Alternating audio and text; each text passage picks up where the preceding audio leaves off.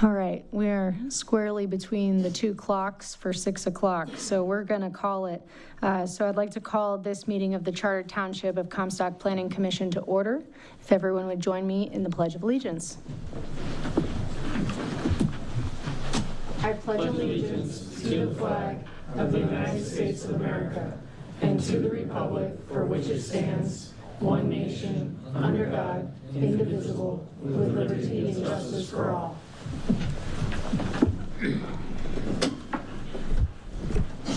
Okay, before we get into the agenda, I need to amend the agenda. So following the approval of the agenda, I'd like to amend it to add appointment of new chair and vice chair.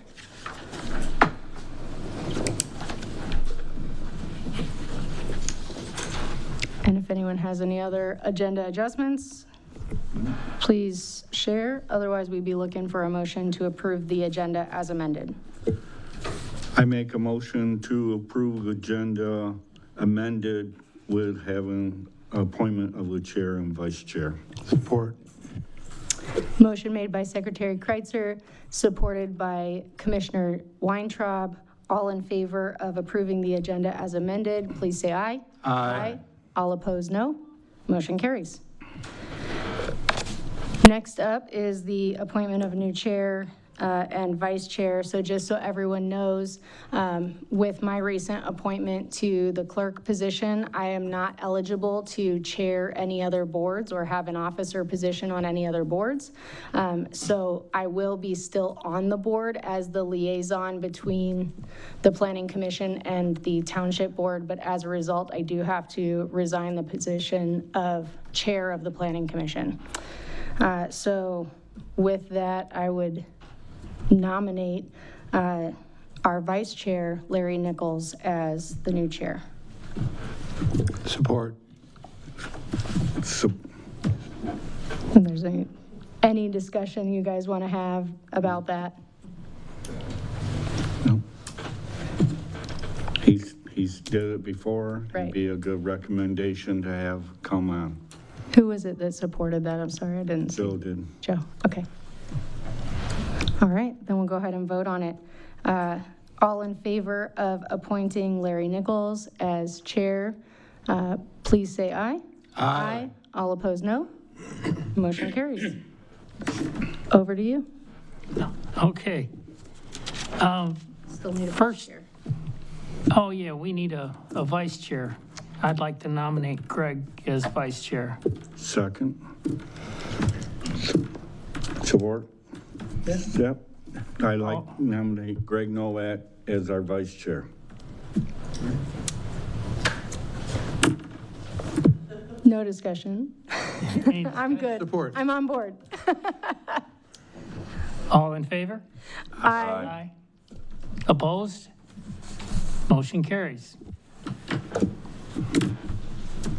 Next item on the agenda is the citizen comment. Oh, no, it's approval. No, we already did that.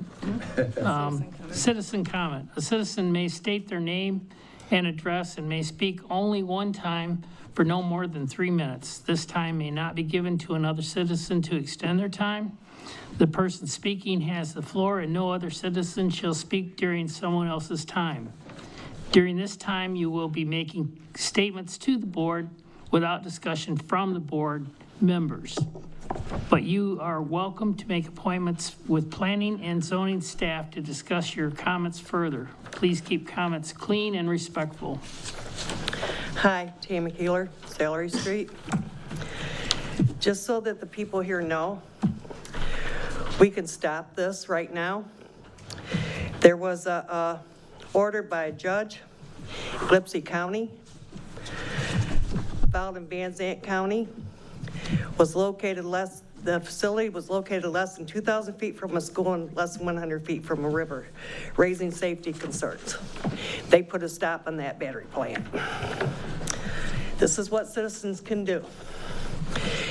And as far as the sneaky stuff, trying to get it in here before November, before the November election, because they know none of the other opponents that are running for governor right now are not going to go for this. You guys serve us. The people should have a say in this. We have not voted on this or anything. It's not your fault that this is going on, okay? Our electric bills are gonna go up. There's no reason for this plant, because if the grid goes down, guess what? We still have no power. The noise, it's killed wildlife, and the filtering system that they put in these, the water goes back into the ground. This is our land. You're putting pollution in the air, and you guys can change the zoning bills and the permits. I wish that you would consider your residents voting on this. And you're only gonna see like 25% profit out of this. You're not gonna see all that money. They've already been in a lawsuit. I've looked it up. Their assets are frozen. Who's gonna pay for this? The taxpayers. Nobody else is gonna pay for this but them and us.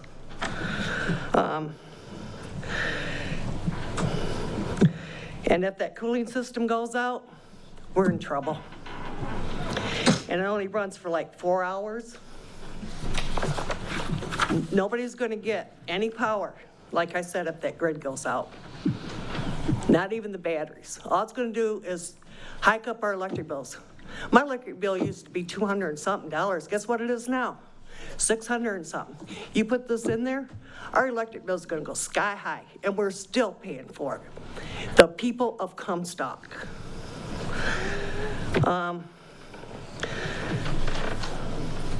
Short duration. 4-hour lithium batteries cannot protect the community during multi-day winter storms or grid outages. It's an industrial commodity and a trading asset. You guys are in trouble. I mean, if you vote this in, we're in trouble. This whole community's in trouble.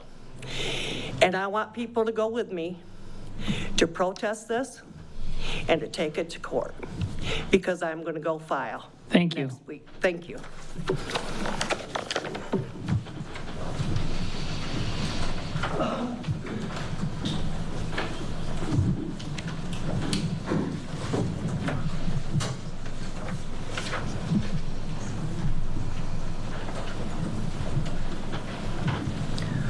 Good afternoon. My name is Jonathan Current. I'm the business manager for Electrical Workers Local 131.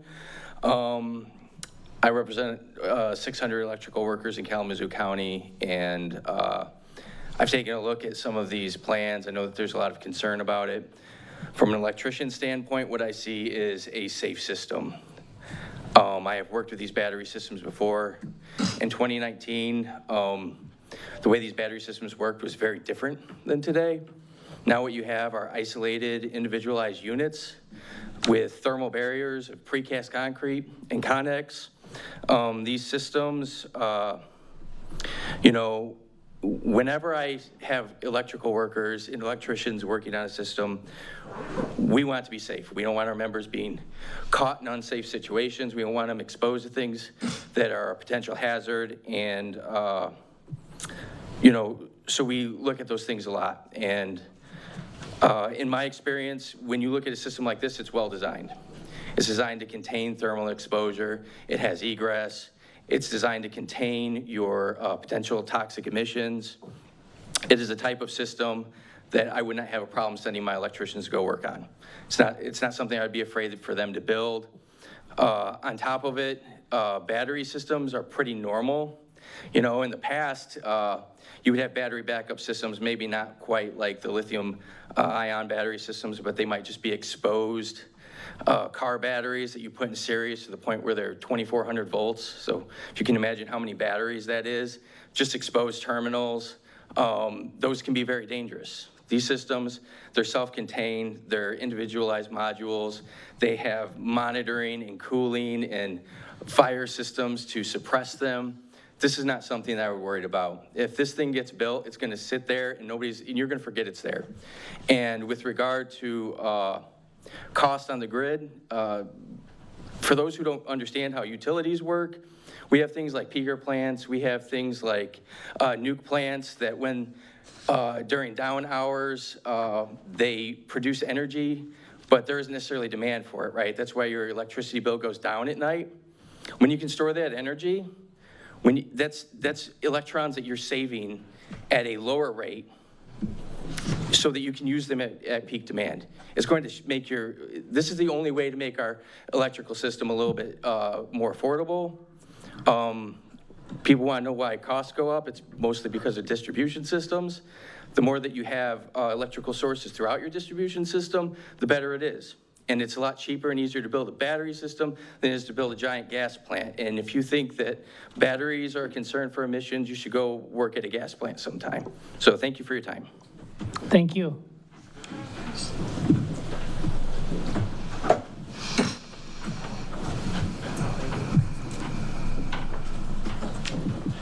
Nicolette Lee, 3306 Nazareth Road, but I pay taxes to the Comstock School District, and my grandson has gone to STEM, so I'm going to speak. My grandson in 2050 will be only 38 years old. If we don't start taking climate seriously, this world is not going to be recognizable by 2050. Renewable energy requires battery backup. You've just heard from an electrician, this is a safe system. And it's going to be near a school. As I said, my grandson went to the STEM school. I wouldn't have had any problem with him being near this facility. We need battery backup. We cannot have renewable energy without battery backup. Getting it here means, hey, you're covered if, if something happens. You're going to have the battery backup here. It's essential for the way we have to change our lives.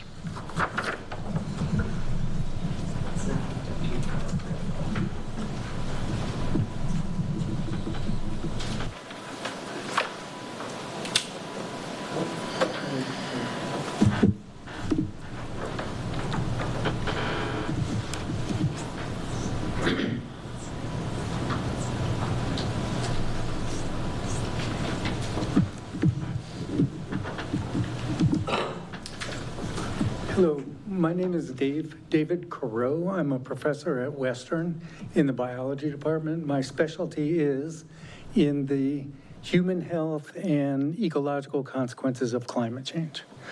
So I agree very much with what Nikki just said, that climate change is an amazingly scary prospect that we still can exert some control over, but not for very much longer. Battery storage that allows all renewable energy sources to be used much more effectively. Battery storage is essential. We can't get to a good future without it. I think everybody here, I think we all agree, we want a good future for our children, for our grandchildren. This is a chance to help make that good future a reality. Right now, the future that we are giving to our children and grandchildren it's horrible, quite honestly. And we are currently living a life of convenience, using fossil fuels like we always did, even more.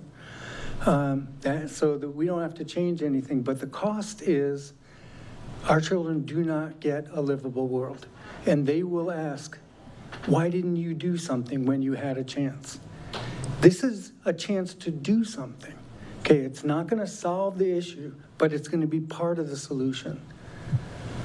There is a reason that our armed forces, all branches, not under the current administration, but all previous ones, stated that climate change is the #1 threat or the #2 threat to U.S. national security. The other one being terrorism. Okay. The people who need to protect our future recognize this as an incredible threat.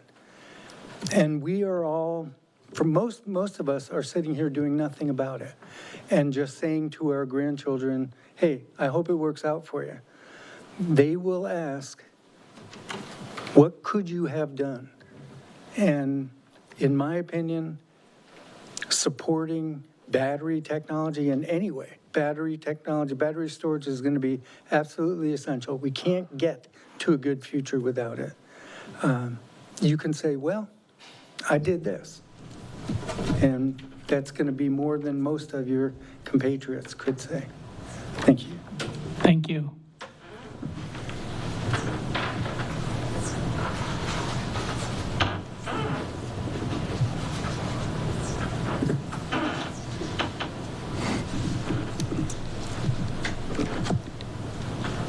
If nobody else wants to speak, I will close public hearing. Citizen comments? Or citizen comments. And we will move on to approval of the minutes.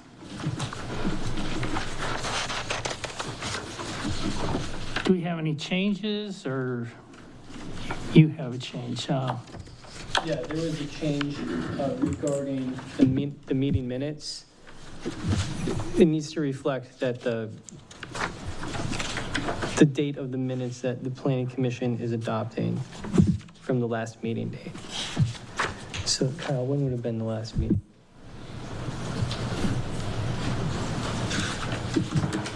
It says at the top it was held on August 13th. We were adopting the meeting minutes from the meeting before that, on that date. So we know when that would have been? July 23rd. So it'd be July 23rd. Okay.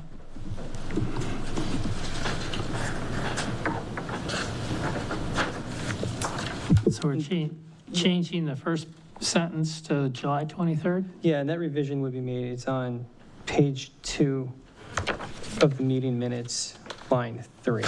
It says to approve the agenda, it should say to approve the minutes of the July 27th, 2026 Planning Commission meeting.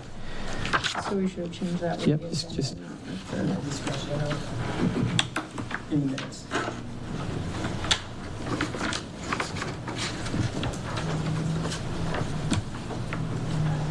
Oh, I got you now. Any other changes or corrections?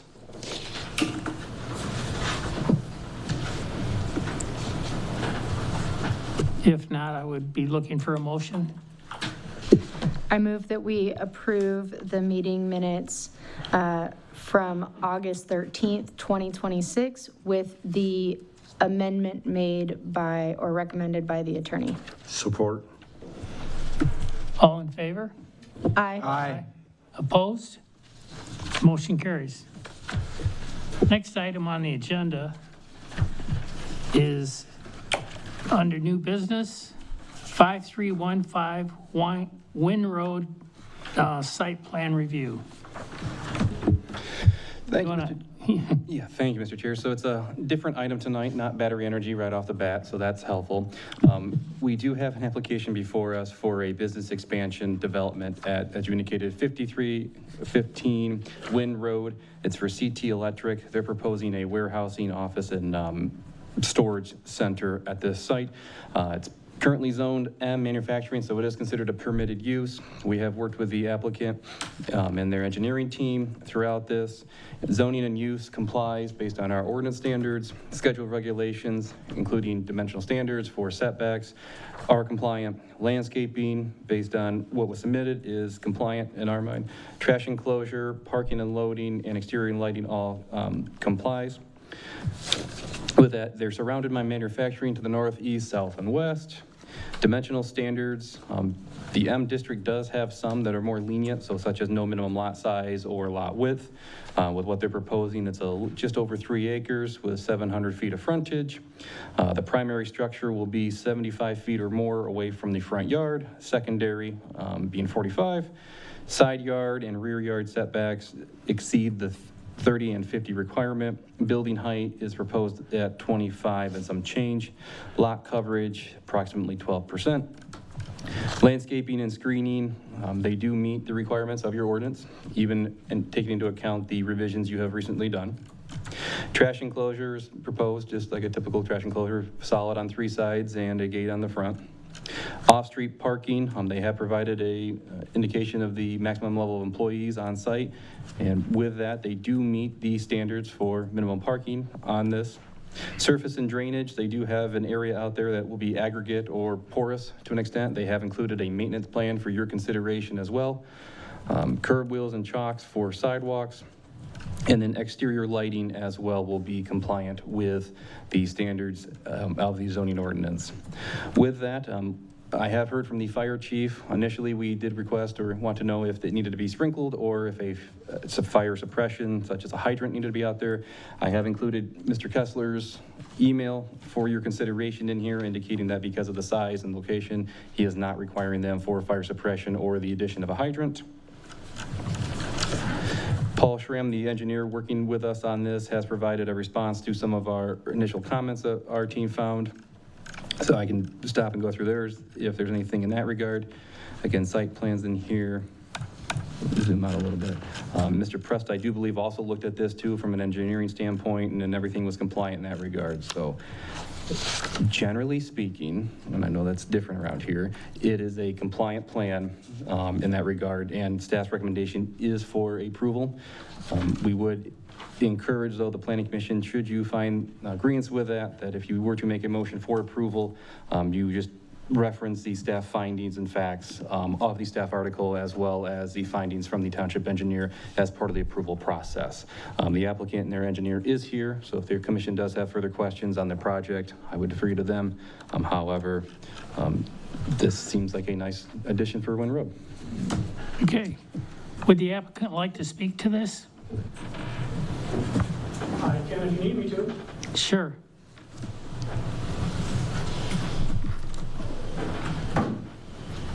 What would you like to know?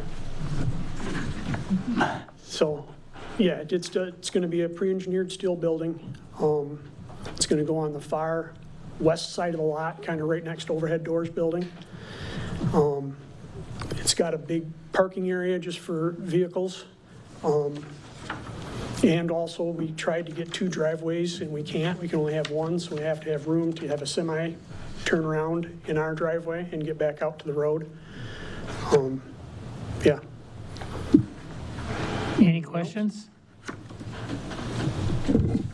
What's the holdup, or what's the restriction for the second entry? That's Kalamazoo County Road Commission. Oh, That's their okay. policy. Even though, like, all the businesses on that road have 2 drives. All right. So, I found your application very complete. All the work was very well done, so I think everything's complete here. Keith? Any comments or questions? Not really. The biggest one I had was covered in his documents that I'm reading right now. So I have some questions, but they're not on this topic. Okay. Jim? I found everything compliant, well organized, and I see no problem at all. Amber? Yeah, I agree. I appreciate that you guys took the efforts to make all of, meet all of the standards on the front side. It makes it very easy for us. Any concerns with the maintenance plan for the aggregate? In the ordinance, you do, as a commission, have the ability to approve and accept maintenance plans. So if a motion is made, I would recommend that you accept their maintenance plan or ask further questions before you get to deliberations on that, if you have any. Any questions on the maintenance plan? I reviewed it and felt that it was adequate. Mm-hmm. I did too. Okay. Thank you. thank you. All right. We can vote on this tonight. So, Yeah, yeah, it's a permitted use, yeah. yeah. I move that based on staff findings of fact and supporting documents provided by both fire and engineering reviews,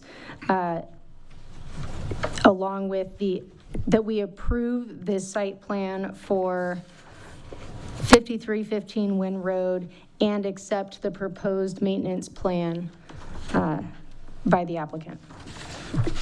Support. A motion made by Commissioner. Amber Lawrence, and supported by Greg Nowak. All in favor? Aye. Aye. Aye. Aye. Opposed? Motion carries.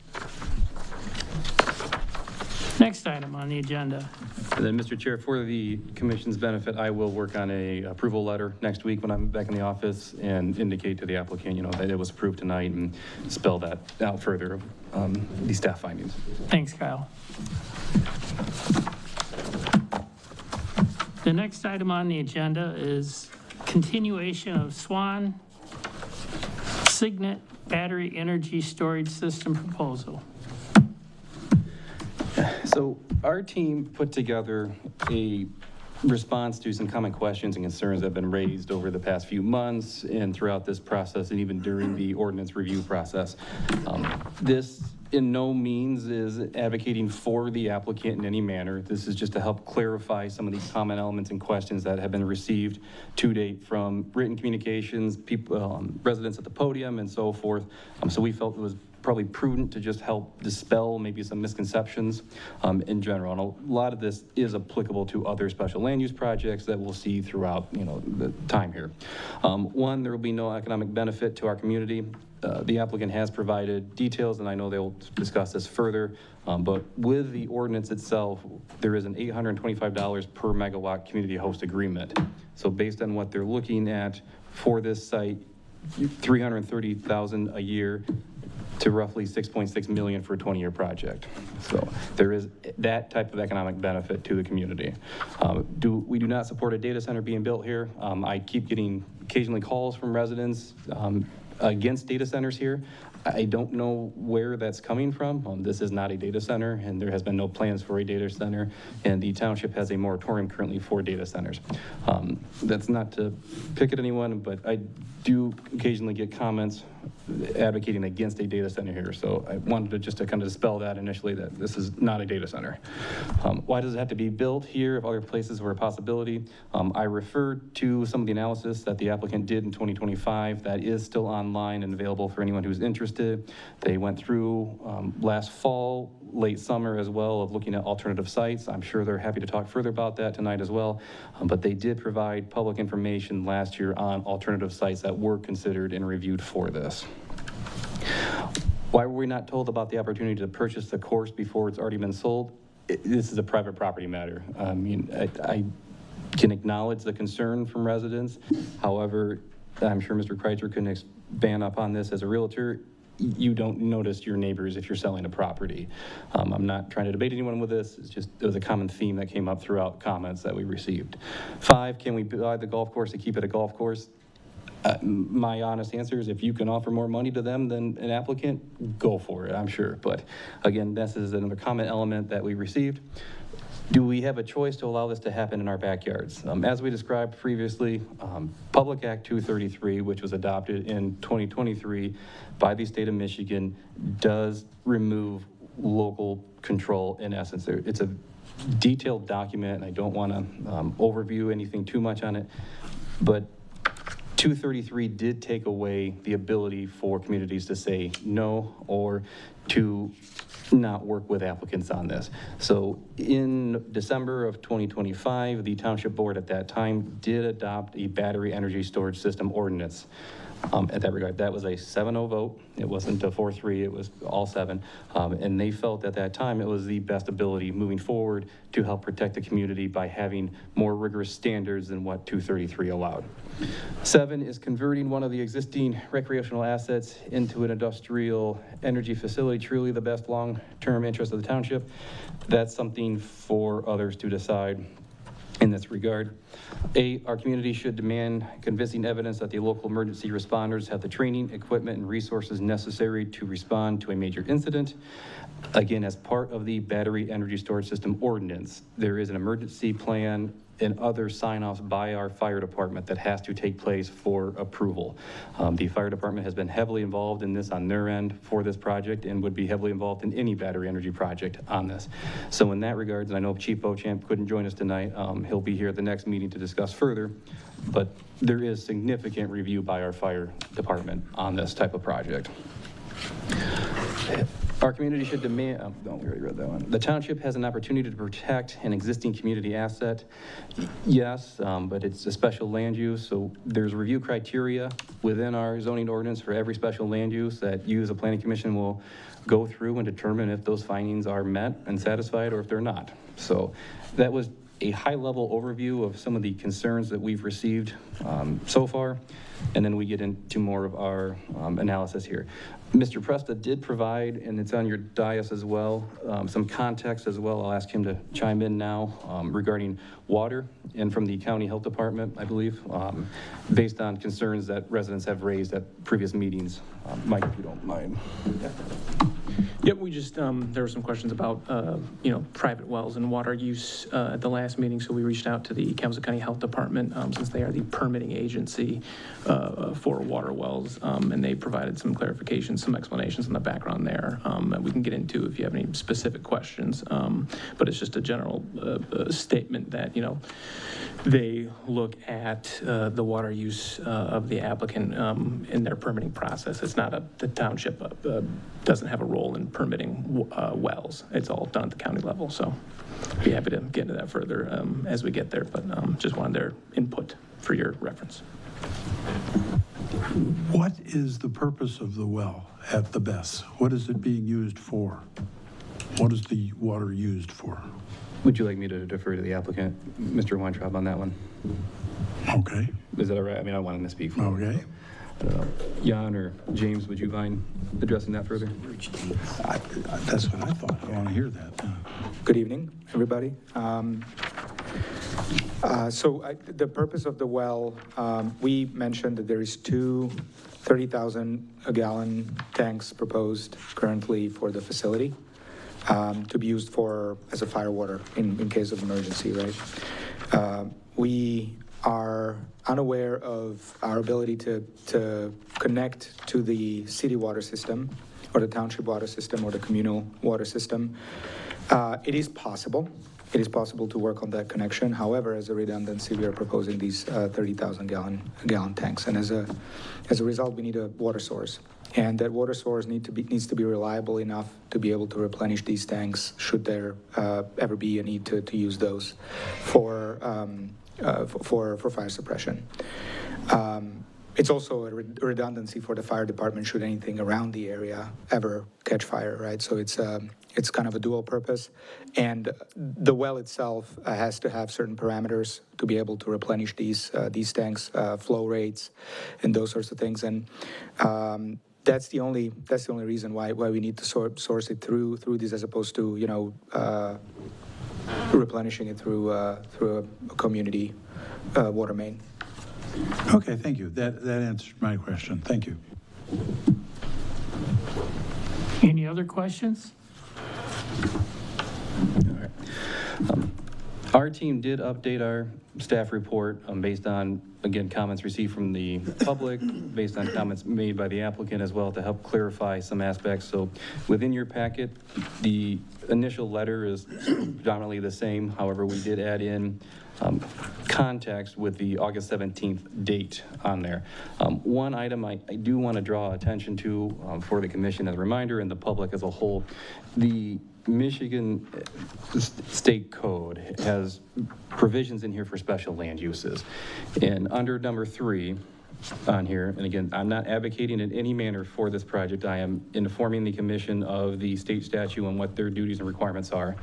Number 3 states a request for approval of a land use or activity shall, not may, shall be approved if the request is in compliance with the standards stated in the zoning ordinance, the conditions imposed under the zoning ordinance, or applicable ordinances and state and federal statutes. State law dictates now that if a applicant meets your standards, you have to approve it. So what we're doing tonight and probably at a subsequent meeting is determining, are your standards satisfied? Or are they satisfied in a manner that could be satisfied subject to additional conditions, or have they not been satisfied at all? So I did want to put this out there just as a reminder to the commission and general public that as the comments we received of why can't we just deny this, it's because state law says you have to give them the honest, review and then approve if they meet the requirements. So that's not me telling you, that's the state law. So within that, We, again, went back through, added a few additional comments on this based on supplemental information provided by the applicant. We know or understand that there's been a lot of discussion on the additional 100 acres. The applicant has provided a memorandum of understanding. I know the Township Legal Counsel is reviewing that. That has been provided to the commission in past packets.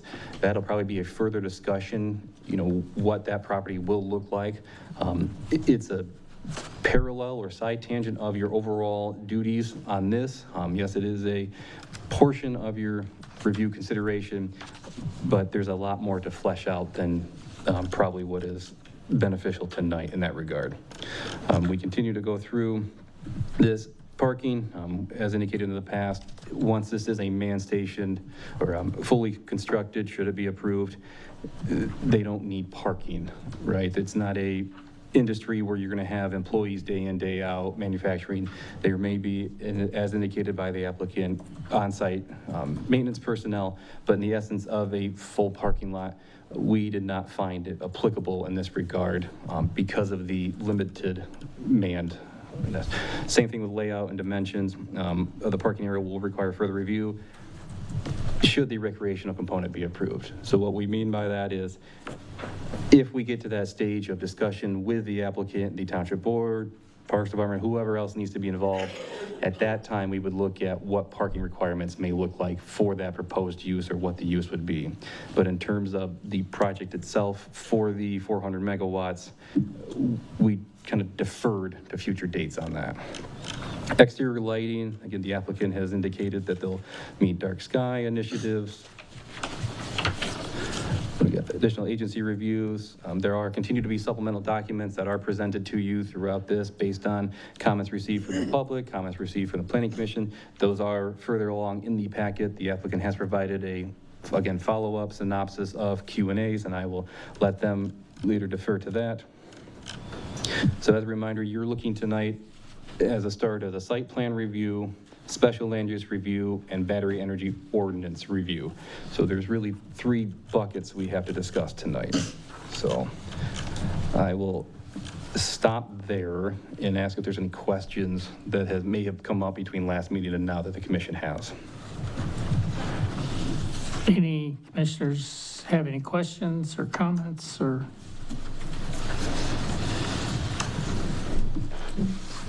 Are we referring to questions specific to what you just presented, Kyle, or can we start with some discussion? Whatever you would like to start. If you want me to keep going, we can. Again, nothing significant has changed in our reports, just adding some clarification language in here. Instead of me going line by line, it may be beneficial to address your guys' concerns and questions first and then enter deliberations of the findings, but I'd leave that to you.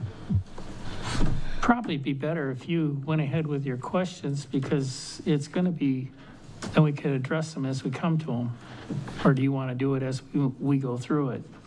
Well, so I'll just share one of the things that came to mind as I was working through this, right, is I guess I have come back to some concerns about the waiver that is being requested for 2 separate entities. And specifically, I'll just remind everyone that our ordinance language suggests that a change could be made if it promotes the health, safety, and general welfare of the township. It doesn't say that we change it because it's what's financially best for our applicant. And so I guess my question is, we understand that it's because of how it hooks up, et cetera. And the reason that this is a sticking point for me is I think about, people put properties into trusts. Because if somebody were to come after them, then their property is sort of protected. So now all of a sudden we're looking at 2 different LLCs, and essentially we're protecting financially separately, right? One LLC could financially go upside down, and there's nothing we could do to that piece or the other. So my question is, what evidence would support that allowing 2 separately owned BESS components below the 140 contiguous acres promote the health, safety, and general welfare of the township.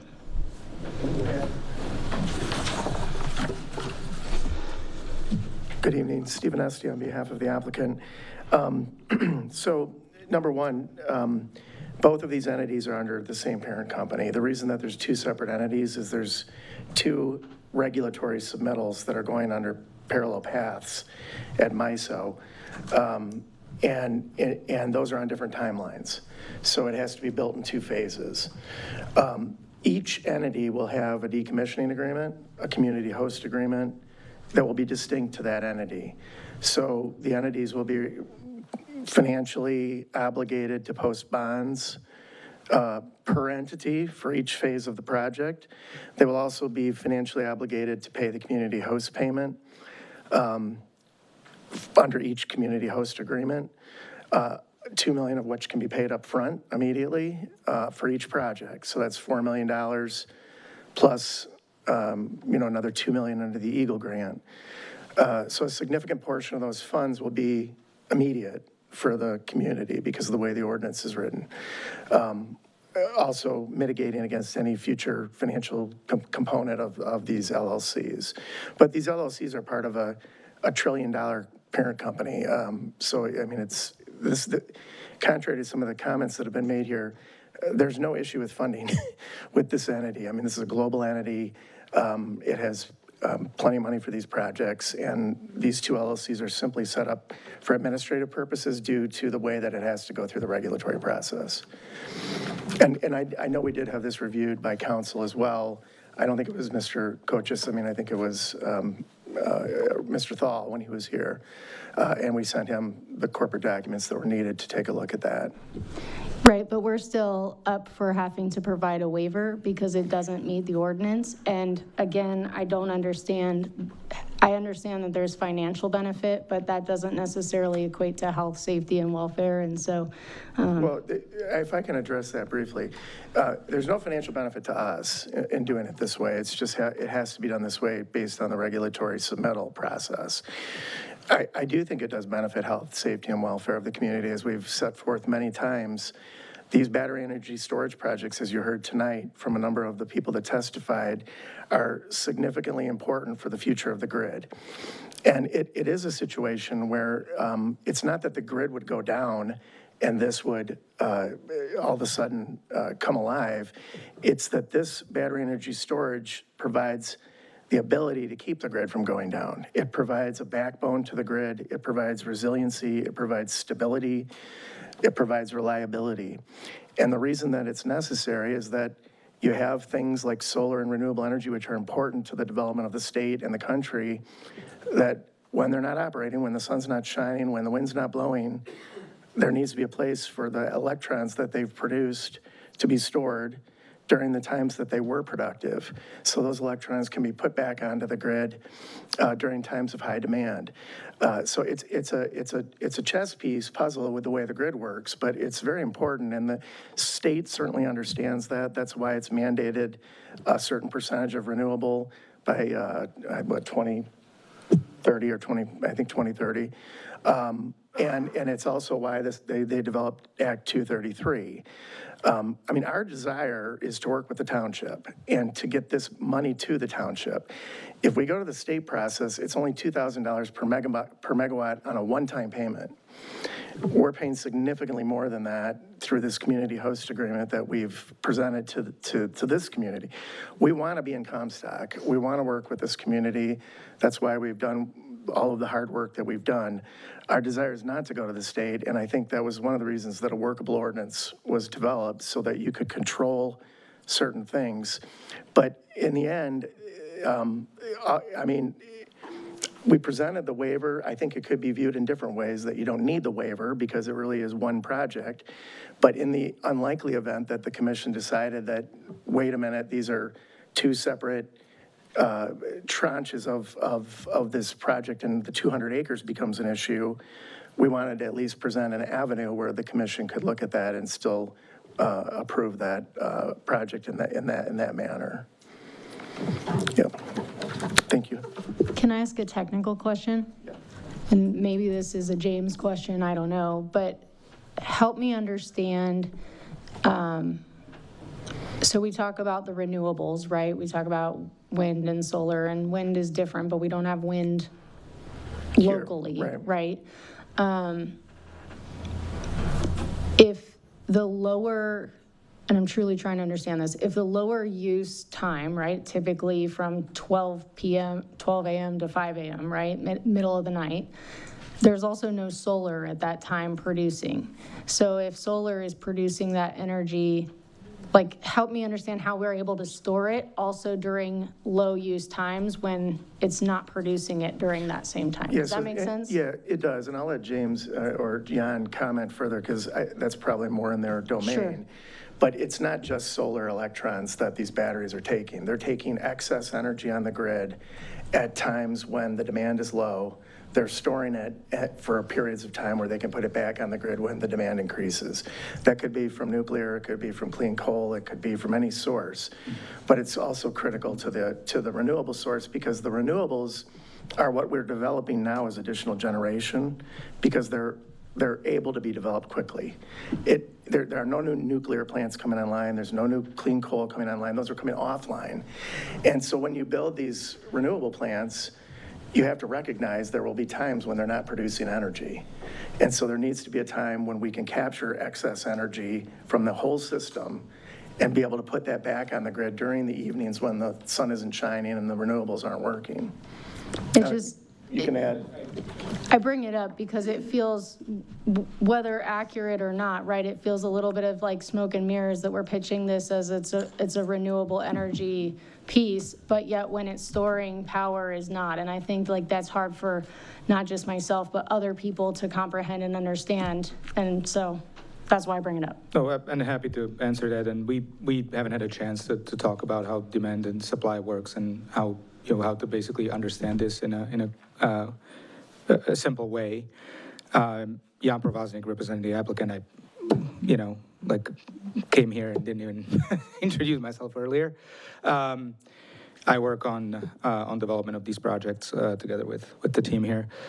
So if we look at the consumption of electricity, where is probably most helpful to start, it's like a two-hump camel. Looks like a two-hump camel. You have effectively a very low consumption during the night. But let's start like at midnight.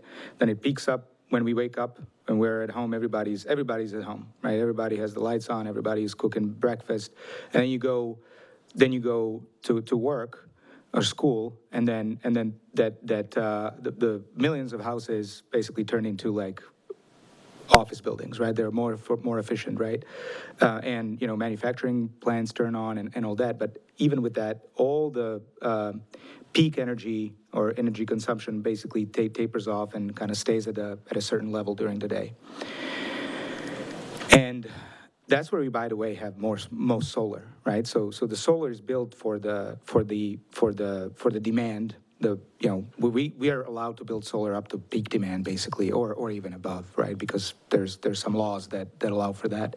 And as you're serving a lower demand, say you have hundreds of units being consumed, but you have 200s of solar, those extra 100 units can be stored during the day. So it's a little bit of a fallacy that it's only at night that we're storing these. In fact, if you look at places like California, where you have this phenomenon of duck curve that basically turns prices negative. So the generators are basically paying money to not earning money, but paying money to stay on, because it's actually more economical for them to stay online and pay, say, $30 as opposed to turn off and turn back on at, say, $500 later on. Then we have this kind of phenomenon where there's excess on the grid. They're still staying on. The nuclear plants are staying on. The natural gas plants are staying on. The coal plants are staying on because it's cheaper for them simply to just, not get paid. And the solar has also no incentive if the power has a place to go. So think of storage as the repository for that extra energy that's being created, and that's happening kind of mostly for solar during the day.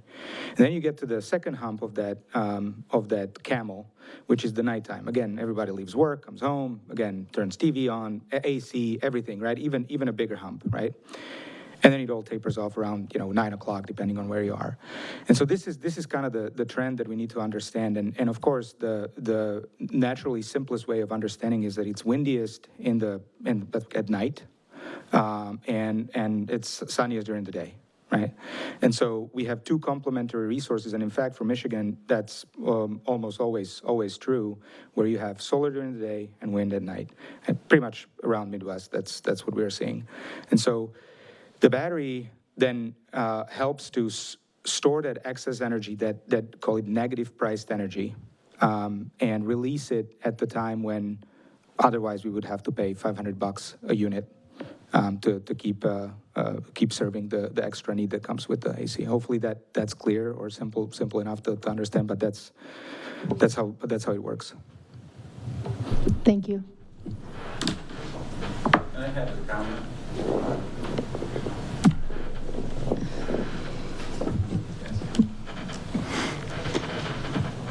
Okay. Kyle, you want to proceed?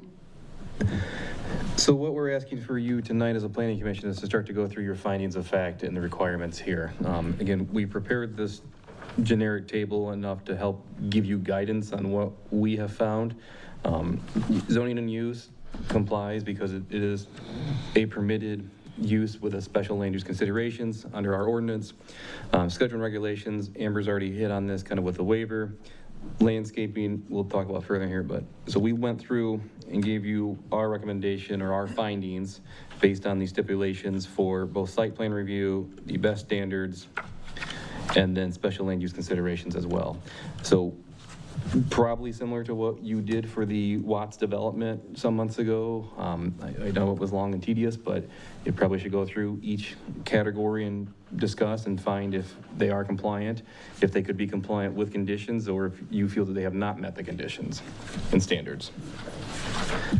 Could I ask one more question? Of course. This one's for the attorney. So we've heard several times citizens wanting to vote on this. Could you just explain why that is or is not a possibility? There's no mechanism in the law that allows for that. Okay, under the Zoning Enabling Act, Plan Enabling Act, it specifies processes and procedures for processing any applications for any type of uses. So the Planning Commission, went through the process of adopting a battery energy best ordinance. It went up to the Township Board. They adopted it, and once it went into effect, that's where we're at. And now you process an application as it comes. Thank you. And then, Mr. Chair, the applicant has provided additional context as well. I can flow through that, or if you think it'd be prudent to have them speak further to the findings and questions that have been discussed in past meetings before you deliberate, that may be a benefit. They also have provided community examples of where these storage systems are located in relation to school systems as well. So that may be a prudent matter to ask James and his team to speak further to those questions to help address maybe some that you have throughout this process. I believe that would be helpful. Would you be, James?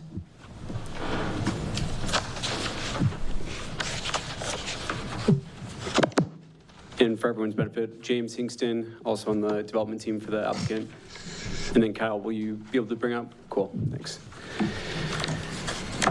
So we had compiled, and we've done this a few times throughout the different meetings that we've been at, but there's typically kind of major questions that we're hearing from folks, whether it's during the public comment periods or the communications that have been going to Kyle that he's been forwarding to us. And so we know not everyone can be here at the meetings to hear us kind of address questions, and so we find it helpful to put together written responses that can be then posted online and made more broadly available. So that's kind of what we've done here, and happy to go through that. So the first question was about evacuation plans for, especially as it relates to schools, obviously with the STEM facility 2,000 feet away from the proposed site. So evacuation orders that is a local emergency response that falls under their jurisdiction. So we would not be telling them to do evacuation orders. What we would be doing is making sure that they have all the information provided to make whatever decisions that they have to make. And so when we've gone through and looked at, and this is how a lot of the emergency response plans are put together, is looking at previous incidences that have happened across the country, and this is how NFPA 855 has been put together based on previous incidences. We find that oftentimes those evacuation orders are made because there is a lack of information being provided to the first responders, who are then put in a difficult position, right? Because they might not know what is happening at a facility. They might not have contact information for who they can talk to, who has insight into what is happening at that facility. They may have never been given training, so they may have never stepped foot there and have not known exactly what's been installed. So our priority is to make sure that that is never the case with the Comstock Fire Department, any of the Kalamazoo emergency response groups, to make sure that they are getting training, that they've approved the emergency response plans, they've helped us put them together before we've been approved, so we can't build the site without getting their approval on, okay, conceptually, how are we gonna deal with this if anything ever happens? And then before we start bringing them onto the site to train them, okay, if something ever does happen, here's where you guys are gonna set up. If something's happening over here, you're gonna set up over here. So that they're armed with information that is gonna allow them to keep everybody safe. That includes in the emergency response plan, which at this time is still in its infancy. It's gonna be, filled out much more as we finalize the design, finalize who, the operations management specific people are, with phone numbers, 24/7 contact information that they have. So they'll have phone numbers, they'll know these people, they'll be going to the same training with these people on site. And so that all informs, how any sort of emergency response would be handled. And so the decisions ultimately, of course, fall to the local emergency response groups, as that's their responsibility. But our job, as we view it, is to just make sure that they are informed and that they have people that they can talk to that know what's happening at the site. One of the next questions was, we kind of lumped together a few of the kind of weather-related ones, especially tornadoes. We know in this part of the country and state are kind of becoming more common. So I can start on, more storms. So for rainstorms, these enclosures are sealed. They're meant to be outside for their useful life is 20 years. So they are sealed such that things are not getting into them. That is how they are designed, similar to anything else that is meant to be outside for 20 years. And so they're tested in high winds. They're tested against debris impacts to operate in these temperatures with heating and cooling system, again, for those temperatures to make sure that inside the enclosure where the battery equipment actually is staying at the temperature that it's supposed to, despite where the temperature is outside. On lightning strikes, there's a grounding plan, as there is with any utility type facility. The project substations will each have lightning rods as well. So there's pretty standard electrical codes that dictate how you can kind of handle that. And then on tornadoes, it's helpful to kind of give more information on the enclosures. The weight of each battery enclosure is approximately 100,000 pounds. Those are secured to the ground either by piles that are driven into the ground, or they're bolted with steel bolts onto concrete pads. And so they're extremely heavy and they're secured to the ground. And again, this goes through kind of a big part of our, more detailed design that we go through more in the building permit phase is studying, doing geotechnical analysis on the soils to make sure we know, okay, how are we really getting this stuck into the ground to make sure that they don't go anywhere. The next question was the efficiency of the batteries and during the cold weather. So the round trip efficiency of these types of batteries is about 85%. So meaning energy in and then energy coming out, how you would measure those against themselves. With any sort of, statistic like that, it's important to kind of consider it in the context of, okay, how does that compare to other energy facilities that get energy put into them? So if you're putting fuel in a gas plant or a coal plant or things like that. Typically, those are more on the order of 35 to 40% for gas plants, and then combined cycle gas plants, which have been designed to be more efficient. So gas plants lose a lot of energy to heat, right? They heat up as they're burning the gas. So not all of it is turning into electricity. Some of the energy is turning into heat. Combined cycle plants have found a way to use that heat to then heat up water to say, okay, let's capture the heat and generate more electricity from the heat so that we're losing less. Even the efficiency of those plants is more on the order of 60% for the energy that is getting put into them and the energy that you're getting out. So again, that's part of, batteries are a more efficient, essentially, electric grid solution. That's part of why they're replacing peaker plants that are less efficient. And again, sorry, go ahead. Is the system hooked to an HVAC system so you can keep it at the right temp? Yeah, they have a closed loop heating and cooling system. So it's not, evaporative cooling or things like that that is going to have a huge water loss. But there's a coolant that is managing the temperature. I have a question for you. Yeah, it's like a refrigerator or like a car system. Yep. So what powers that? Is that the grid or is that the battery pack? There's auxiliary power that we pull in that's kind of separate. We basically kind of distinguish between the energy that is going to be stored and then released and the energy that it takes to just kind of run the systems. So there's auxiliary lines that would come in and feed the power that we actually need to use so that we're not kind of eating into what we're storing and then discharging. And am I correct to assume that heating and cooling system runs off ethylene glycol, which is a flammable substance? Water with an additive. Yeah, the water with an additive, I think the exact additive would be dependent on each manufacturer would use. The humongous book I have, that's what it listed at. That's my concern because that's a flammable substance. Yeah, this is Michael Townsend on our fire safety team. Mm-hmm. So that Your packet, by the way, when he says humongous book, just FYI. Sorry. To me, yeah. So every manufacturer is somewhat different in how they handle that, but they're all closed loop systems. Typically, it's water-based with an additive that's in there for stability of the water to be used, whether it's heating or cooling. Batteries like to be kept at that constant kind of 70 degrees. When we put together the emergency response plan, we do include all of the safety data sheets that would apply to that particular unit that's being used at that particular site. Okay. That was my question, sorry.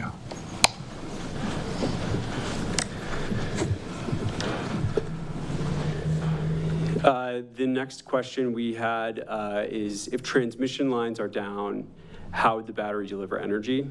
And so, there's a lot of different scenarios that would happen with lines going down. And of course, if the line connecting the batteries to the grid goes down, the batteries are not gonna be able to deliver energy onto the grid.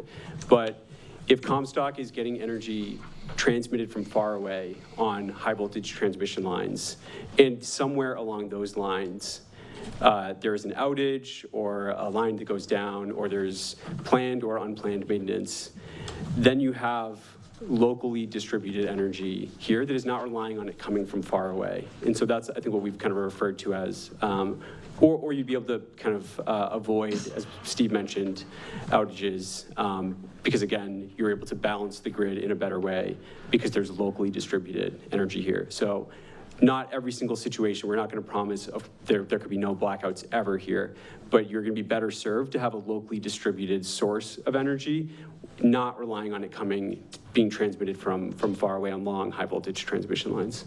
Maybe one other thing. Maybe one other thing to add to that is that batteries are a great source for what are called ancillary or support services for the grid. So grid is obviously a complicated system that works under certain laws of physics. And that you have to have a certain frequency and voltage on the system that's maintained. Otherwise, if it gets out of whack, the system trips. So these facilities are perfect for that because they can come online in after basically milliseconds to help regulate the deviations from the standard voltage or frequency on the grid. So that's another, benefit of batteries versus other plants that, have to be operating to be able to provide these services. Batteries can be offline and you just turn on very quickly to provide these balancing services or stability services.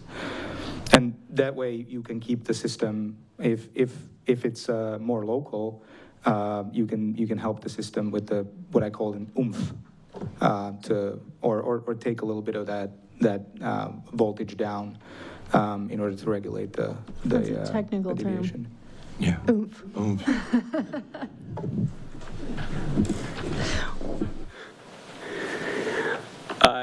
The next question was something we had talked a little bit about last time. We had kind of given some information on the substation and the Jaguar substation that we'll be interconnecting at, and the transmission lines that feed into it. So those are high voltage transmission lines, and some of the outages that have happened on that.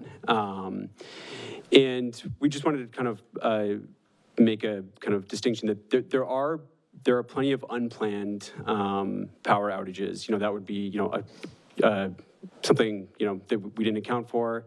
A tree falls down on a transmission line or something and cuts off a section, or I think we can all kind of, picture that. But there are a huge percentage of outages actually are planned outages. And you may get like an email or a text from your utility that says, hey, we're doing maintenance and you're going to be, there may be spotty outages in this area.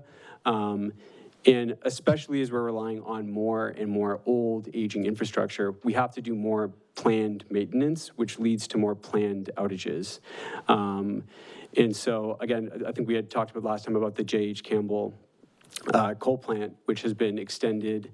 It was first commissioned, I think, in 1962. So it's, past its useful life. It is very expensive to keep running it. Part of why it's expensive is it requires a lot of maintenance.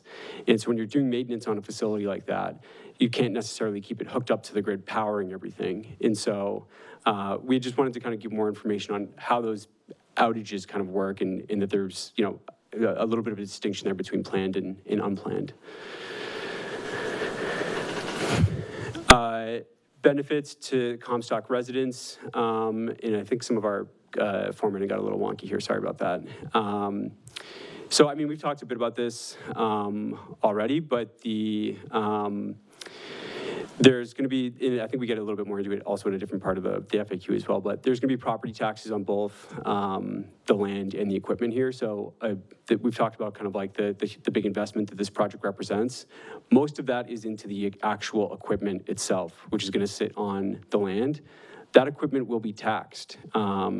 That's property taxes here reflect both the value of the land and the value of personal property that's kind of like installed on top of land. And so there'll be significant property taxes on just the value of the equipment. And again, so when we talk about like a $500 million investment, most of that is actually being carried by the equipment itself. It's the batteries, inverters, transformers. It's just very expensive equipment. Question for you on that. Sure. So that figure that you guys have kind of guesstimated, right, 1.7 to 2 million in property taxes annually, the value of the equipment is going to depreciate, right? It's just like any asset. So how will that value stay within that range, or did you account for that? No, so that's on average, I believe. Yeah, we said average. So this is averaging out the property tax value across those 20 years. To end. Okay. So actually the good news is that at the beginning it's, I think, about 4.5 million that you pay, and then it goes down obviously with the depreciation of the equipment. So that's valid, but on average, during those 20 years, we didn't account for any time value of money or anything like that. As money becomes, more valuable today than it is in the future, right? We didn't account for that. So this is just a straight line. What it would look like if we maintain. If you didn't, and you didn't improve it either, right? If you didn't improve it either. It, but to be fair, this value does also reflect the augmentation, right? So that's another aspect of this, that, as James correctly pointed out, that What's driving the value of this facility for the township is not the land itself, and I think we have an answer on that as well. That basically what the golf course is paying today is nothing. This is going to be much more prominent revenue because of the personal property, and if we take our batteries work, we were talking about this, that we're reserving this space for augmentation where we bring new batteries over time. So there's going to be periods of time where that curve, the depreciation curve, basically looks like this. It goes down, and then we bring in new batteries, and then it doesn't kind of stay at the same level, but like there are little kinks along the way, which then increase the payment at like year 5, year 10, and I think 15 is the last one. We had three augmentations, I believe. And for tax purposes, how does the township, and I think this is just good for everybody here, right? How does the township know when you've augmented, to improve things back up? Like how does through filings. You will every time we have to have audited filings, right, for the purposes of the entire LLC that we were talking about here. So we every time have to recognize the new investment, which then in turn has to be reflected in the taxable amount.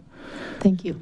Amber, the assessing department also gets copies of building permits as well, so that's how they help maintain and monitor. There you go. And I think we also did an augmentation plan with the site plan as well. Yep.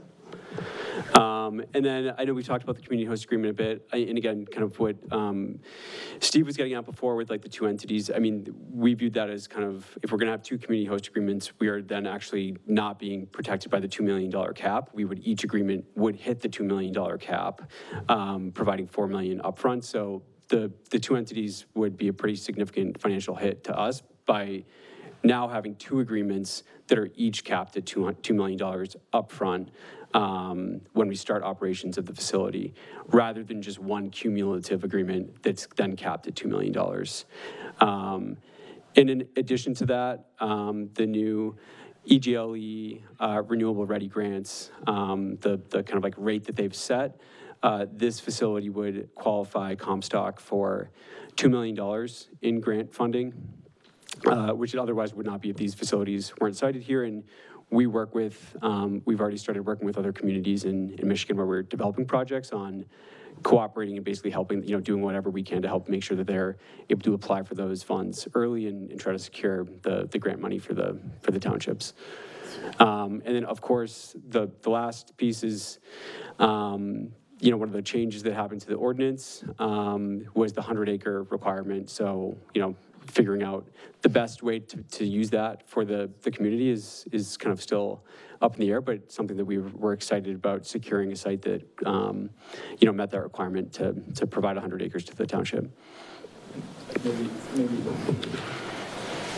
I think a good thing to contextualize also for the public that may not know this of the covenant. Maybe you guys know this and it's evident, but we're talking about $4 million here, $2 million there, $4 million first year. I think that the general budget for the township for 2026 was $3.8 million. So the first year we basically double effectively the opportunity to basically increase your budget, double your budget for anything that's required for road build-outs, public infrastructure, et cetera, schools. So that's just to contextualize the numbers that we're talking about.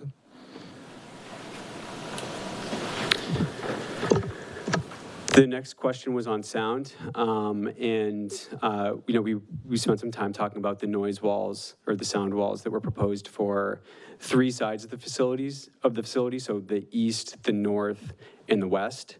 And that was based on modeling for the equipment that we expect to be using and where the property lines are in relation to the equipment. And so the ordinance defines it as the maximum as 55 decibels measured at the property line.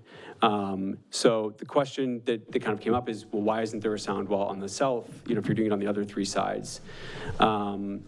Just the nature of the layout of the site and where within the site we're siting the batteries, kind of like far in the north portion of the 140 acres. The southern property line it's kind of jagged, but it's either 700 plus feet away or 2,000 plus feet away. And so the sound will dissipate to a level that naturally will be below 55 decibels, or at least that's kind of how we've modeled it at this time. And again, we would propose noise monitoring pre and post construction to confirm those sound levels. But at that distance, we'd be very confident, and again, based on modeling and all the information from the manufacturer, the sound would dissipate below the maximum level. I have a question on that.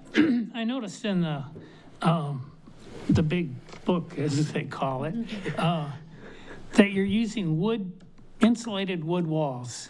I was surprised with that. Are they better? Yeah, we had updated, one of the updates we had sent was changing the spec, and Jordan, I don't know if Jordan's on our engineering team at Kimley Horn. I'm trying to remember if the wood was the second. It's been updated to like concrete. Yeah. James, could you go to the mic? Yeah, do you want to come to the mic? Hi, I'm Jordan, one of the engineers on the project. So yeah, wood was the first proposal, and then now it's like a concrete noise absorptive material. And we provided a sound wall exhibit that showed like some visuals of that too. Yeah, and I think it was, when I was talking with you guys, it's similar to what's on like the side of highways, where you'll see sound walls block when there's homes near like a freeway or a highway that emit a lot of noise, similar to what you'd see there. So it's kind of we kind of beefed it up to a more robust material to do a better job. And then for the commission's reminder and the general public, Public Act 233 requires it's a 55 decibel maximum at the outer wall of a non-participating parcel. So the Comstock ordinance is more restrictive than what the state standard is. So I wanted to just remind of that. Yep, and then we can go to maybe the next one. Noise levels neighbors should expect during construction, and how long would construction actually last? I can maybe take the last piece first. So construction would be about 18 to 24 months. Typically for a single site, we look at about 12 months.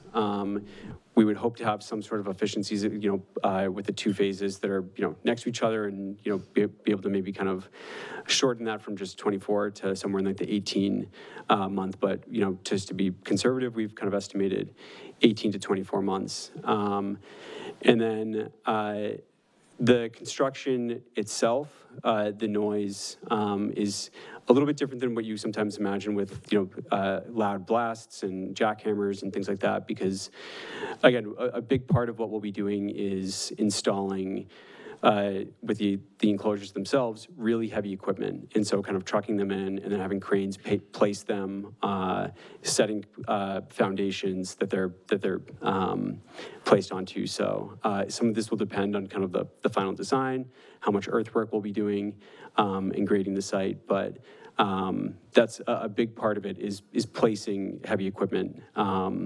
Is kind of what we're doing, which is not kind of one of the more classically loud construction activities. How loud would there was kind of an example given last time of cicadas, and so we just kind of had wanted to kind of provide more information on that. So, and I think some, our team has obviously spent time at these facilities, and I think some of the plant commissioners maybe went to facilities last time. What we oftentimes hear when people go to a battery storage facility is that sound, there's not a ton of sound, just kind of like as a kind of, a high-level assessment. Like it's not something that is really like blowing you back with sound, and it's not something that's really like super loud. Cicadas, can be.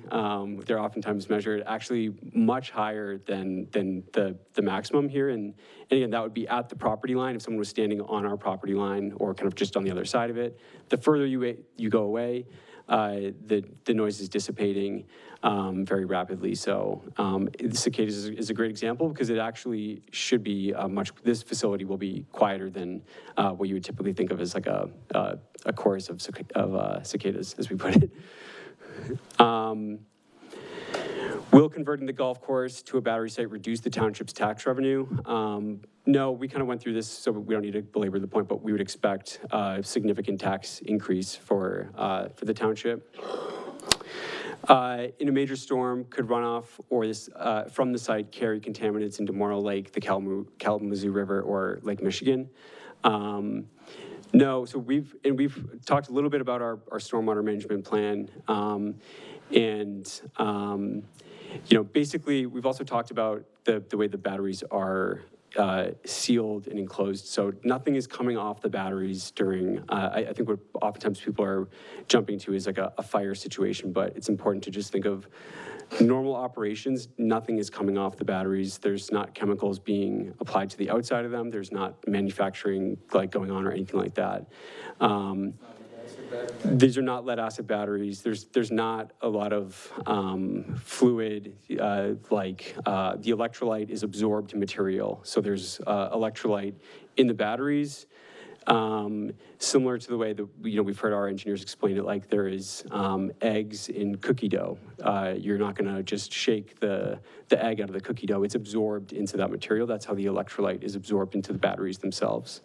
And so the stormwater is managed on site to make sure that there's no increase in runoff from the current conditions. Our engineers were noting that it doesn't seem like there are actual stormwater controls in place at the golf course right now, and so this should be a significant increase in the quality of runoff that is going off the site, because we will not be using the same types of fertilizers and herbicides and other chemicals that a golf course would use. And we'll also be controlling the way that runoff is going off the site, which it doesn't seem to be that it is being controlled right now. We control that by going through our stormwater retention basin. So that's, I think in one of our first meetings about this application, we talked about how that's sized against things like a 100-year storm. We've sized it in excess of that, so we've got extra capacity in the retention pond. And so water goes through basically the sediment forebays where it can pull sediments out of it, and then it sits in the retention pond. And by design, the drainage rules in Comstock and Kalamazoo require that we allow that to then infiltrate back into the water system through the bottom. So it's an infiltration system that is designed that way to meet the requirements that we have to comply with. So again, we expect the runoff to be cleaner and managed in a better way compared to the current condition of the site. Who will be responsible for maintaining and managing the full 100-acre property? So the kind of short answer is this is still kind of up in the air as we figure out the best way to use the 100 acres. The ordinance wrote it as it needs to be made available to the township. I believe it's for open space or recreational use. And so, we've first just made sure that we could acquire and make available that land, and then we want to work with the township to figure out the best way to do that. We'll be providing significant funding through the other things that we've talked about that should be able to help support how to maintain it or to how to develop it into something that's even better for the community or even more useful for the community. So that funding will be additional? No, I'm talking about He's talking about the community host agreement. That funds, their vision is we could use that for that space. I'm mentioning that as a tool to use. I mean, I think we're still trying to figure out, we haven't gotten anything, we haven't gotten any sort of like comments or anything from the township attorney on the MOU. We're still looking to the kind of community on trying to figure out what makes the most sense to serve the community. The golf course is a 27-hole golf course, so there could be there's a whole myriad of solutions that might include a municipal 9-hole golf course, right? That doesn't require much changing of the site as it is, and still provides a benefit to the community. Or just doing something like conservation easement, which doesn't require much upkeep because you're trying to use it as conservation land. So there's kind of a whole spectrum of solutions that would require a whole different, level of upkeep. So there's not a clear answer right now, but we're excited to figure out the best way to handle it. Why is an independent company building this instead of the utility itself? So in Michigan, utilities have to use competitive procurement to fulfill their basically their future power needs. They do resource analysis to basically, they have to predict, 5 years into the future, how much power are we going to need? And then they have to figure out how to procure that much power. And the competitive procurement means that they're going out to developers and they're saying, we want you guys to compete with each other to give us the best offer for the resources that we have said that we're going to need for the next 5 years. And so when we talk about, that this is going to help put downward pressure on electric prices, that's part of it, is that we're competing. We don't have the luxury of just kind of throwing in a really high offer and expecting it to get picked up by a utility and, we just get to make all this money. We're competing against other developers. And so we're actually fighting to provide the lowest price to make sure that we can get a 20-year contract that is then going to give us the ability to build this facility and operate it. And so, the utilities go to the Public Service Commission to set their power prices, but the more tools we can give them, it basically puts downward pressure on the prices. And the reason that we're doing this is because that's kind of how the system is set up, to try to make it competitive, to basically have developers take on some of the risks, right? So not every project works out. Developers end up eating those costs when a project doesn't work out and the utilities don't, and it doesn't get baked into power prices. And then good segue here on how the facility is going to make money.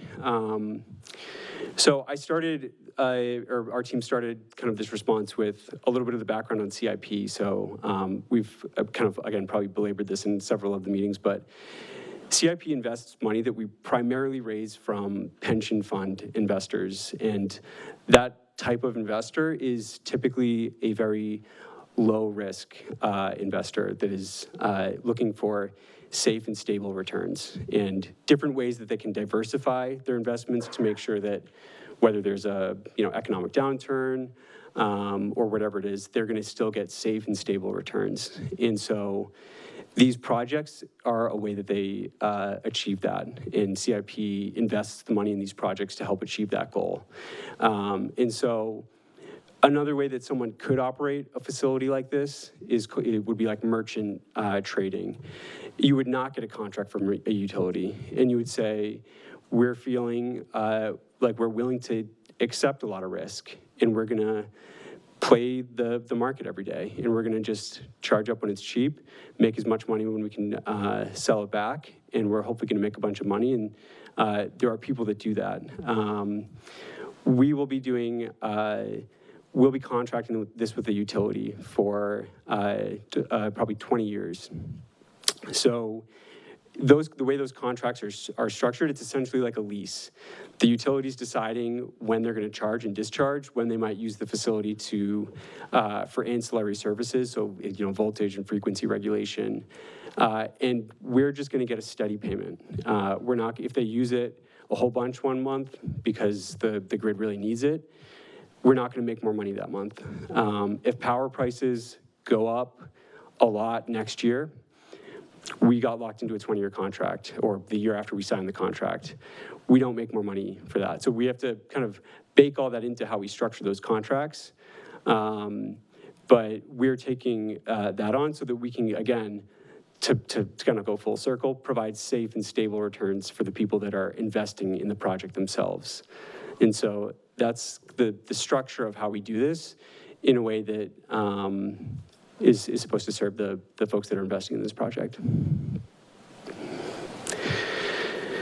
If the facility doesn't get enough energy, will the community host payments be affected? No. I mean, the community host payments will be in a contract that we'll have with the township. And again, we'll be backed up by a contract that we'll have with the utility that will not be dependent on the charging and discharging of the batteries. Will this raise our electricity prices? discussed this a good bit. I don't know if you guys want me to, you can see, I know that we're going long, so. Will the cooling system require ongoing water usage? This is a good quick one. No, it will be closed loop. It won't be connected to the well. It won't be connected to city water or anything like that. So there'll be no ongoing water usage for the cooling system, and really that can apply pretty much to the whole site itself. A good segue, the 30,000 gallon water tank. That's for emergency use only. So again, during normal operations, that well is not being used. There's really gonna be essentially no water usage for the site, or ongoing water usage. How does the emergency notification system work? Where does an alarm originate? Who receives it, evaluates it? How does it, it gets local first responders and CIP personnel? We spent a bit of time going through this at the last meeting. I think that was why we included it here. I don't know if you guys want me to go through it again, but essentially, yeah, it sounds like no. I think that was it. And then we can take a look at, we provided, I think this was from maybe a few meetings ago. It was mentioned that it would be helpful to provide examples or do some research on other facilities that have been sited near schools. And so we found several that are, very close, sited very close to schools and have been operating, for the most part for several years. And so here's one in New York. This is the Gunther Energy Storage. It's essentially across the street, or what is across the street. You can see kind of on the left side.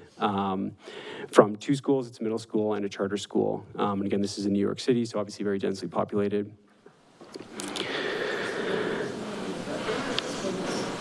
This is Painter Energy Storage in Carpinteria, California. Again, across the street, 300 feet. You can kind of see enclosures on the right there where the arrow is pointing, and then the school building directly across the street.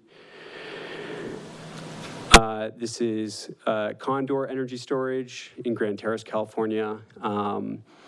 We included also that the school had done kind of like a partnership with the developer of this project. They had brought in some of the students onto the site to do a tour and to kind of do like an educational lesson about how the batteries work, how they serve the grid, how they interconnect.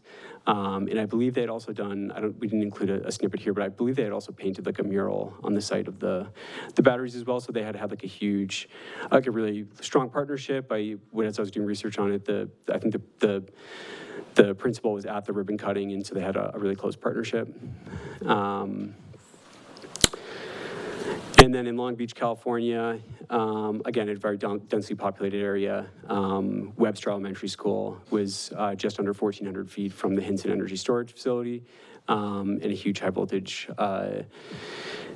substation there that they're interconnecting to, with, in that 1,400 feet, basically just densely populated homes. And so, and I think Kyle was pointing out the houses on the... Yep, and on the north side as well, which are, their setbacks must have been like 30 feet or something. And then I think this was our last example here that we just pulled out kind of a map of, but in Texas, less than 1,000 feet, again, pretty densely populated area, and under 1,000 feet between the Meadow Energy Storage Facility and Richland High School, there in the south. So that was, mostly just to show, we know that energy storage is new here in Comstock, and so, we're happy to kind of do as much education and bring as much information as we can. But as we've kind of tried to convey before, battery storage is not new across the country, and it's something that's kind of already serving the grid, and it's projected to become an even bigger part of how we keep the grid running smoothly and efficiently. And so that was just, by way of example. Questions from the commission on any of what you just heard?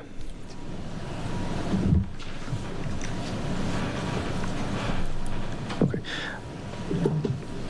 I know our precedent has been long meetings for this. It is 7:35. Before we get into any discussions, Mr. Chair, would it be beneficial to take a 5-minute break before we come back? Yes, let's take a 5-minute break. Okay.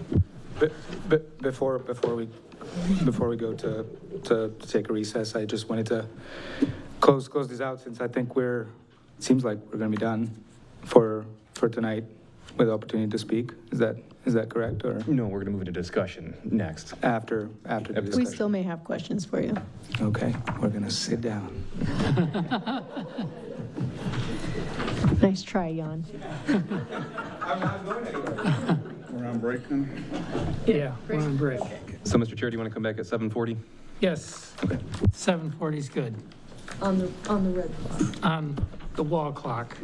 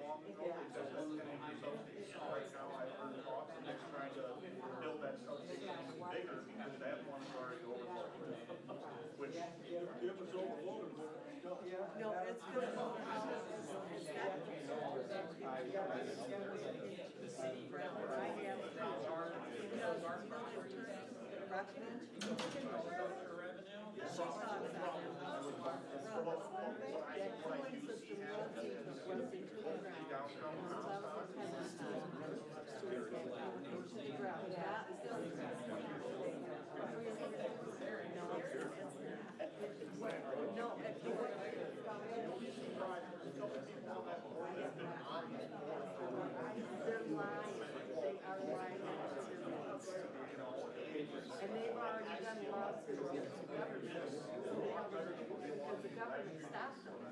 They filed lawsuits.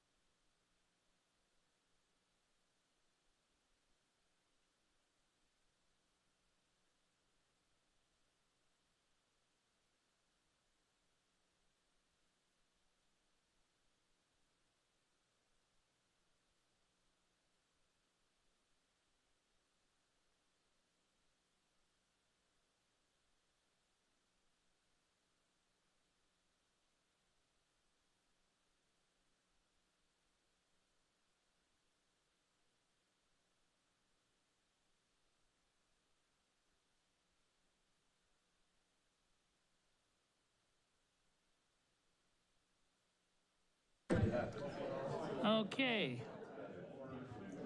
Let's get started again. Kyle, would you? Yep. Thank you, Mr. Chair. I know Attorney Coaches has a few comments he'd like to, opinion on this, of kind of just a structure moving, this meeting and hopefully one more. So just, with any of these applications, there's obviously a lot of information, right? And you see in the form of staff reports, their application, all the comments that they're making, the Q&A, things like that. So what we typically do is you go through the process, which you are now. Kyle's going to generally go over the standards of review that you're going to look at. And that in and of itself is a lot of information. So what I would suggest is go through the review, take a look at it. You guys meet the PC meets bi-weekly, I believe. So you're gonna have time to digest that information. And then next time we come back, you'll have a more formal, like a formalized findings of fact from my office that is in resolution format that basically specifies what the standards are. And then, as with any decision your PC makes, whatever your decision is, you have to say why you're finding how you're fined. So you go through each standard and you just discuss it. And that doesn't mean every PC member has to agree with, with everything everybody's saying. You discuss it, and then I summarize what that discussion point is. And then based off of my review of the application, what I'm hearing from the applicant, what I'm hearing from the PC, what I try to do ahead of time is propose conditions that at least you should be aware of, okay? It's not suggesting a decision is made. I'm like, because no ordinance is going to cover every single aspect of every type of use, but it's like, look, these are things that you need to be, aware of, when you go into when you look at decisions, okay? So that's just it. I think we're still waiting for the fire chief to be present, and is he coming? Is that the next meeting? Yes. And I believe we heard something about the township assessor. Yep. So the township assessor is able to attend next meeting. I know you've had questions on property values and impact and so forth. So Mr. Harris is available when I chatted with him yesterday to attend. Hopefully that will address any lingering concerns or questions you had on the assessing aspect of it. But as Mr. Coach has indicated, I'd like to go through tonight, go through the findings or at least our requirements here and get a direction from you as a commission if you are leaning towards, yes, they satisfy this requirement. They could satisfy this requirement if we had conditions, or you have found that they have not met your standards yet. That will help at the next meeting when Attorney Coaches has our formal letter. That way we've already had some of that discussion, and then it also gives the applicant additional time to address or clarify any concerns that you may have throughout this. So I will try to be expeditious, but I also want to give you your due diligence on this. So I will go through these standards in here or the findings, and then invite your discussion on this as well. So first being zoning and use.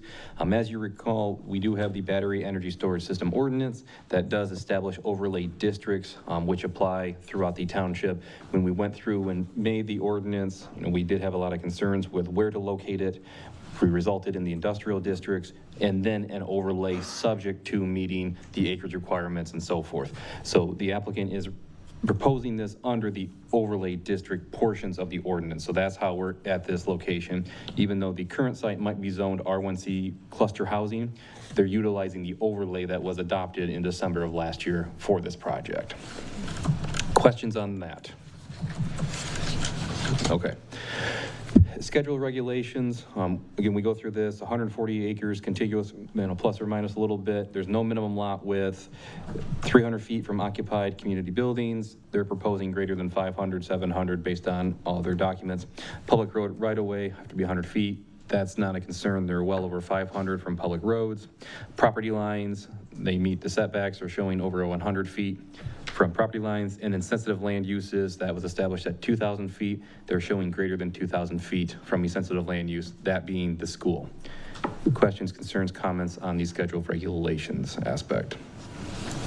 Okay, and as a reminder, the Public Act 233 requires a 300-foot separation. So you as a commission and the township board has adopted stricter standards for the township. Landscaping and screening. Part of our initial review, and we did ask that the commission encourage the review and proposed preservation plan to determine if the retention of, the 5,600 some trees they have marked out there, it meets the intent of the ordinance. Yes, they are proposing to remove them, However, they do have a significant amount that they are proposing to maintain and leave. So that's why we have this underline is for you as a commission to determine, do you feel that what they have proposed in terms of landscaping, new and retention meets the spirit of your ordinance? I'm going to stop there and just let you discuss. Joe? In my opinion, it meets our requirements. Greg? They've met it. Heath? I agree. James? They met it. Amber? Yeah, I agree. I think the spirit is there, for sure. As do I. Parking lot landscaping, again, we left some of this underlined, just not knowing what the proposed 100-acre use is going to be. We know that will be a further discussion at the future. Based on everything we've heard from the applicant and the public, it is likely our staff recommendation would be to make that a condition of approval, should you go that way, for further discussion. It is anticipated the township board would get involved with what that's going to look like. Legal counsel would have to be involved.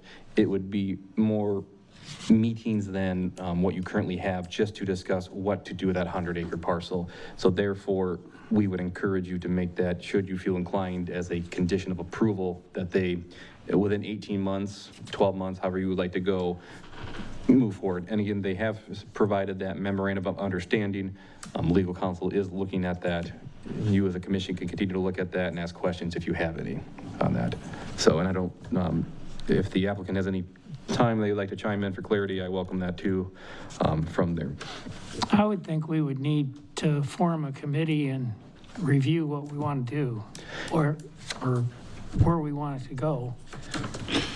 Right, and knowing that this would be a community asset, the staff didn't want to make a recommendation one way or the other, knowing that this is going to need buy-in from the community. So more than, what your site plan review is.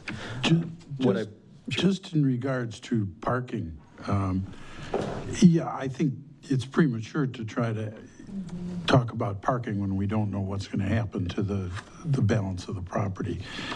In regards to the BES itself, I think, an adequate access drive is all they need for this project, I think. So in terms of site plan review for the BES itself, I think we can, minimize the parking requirement.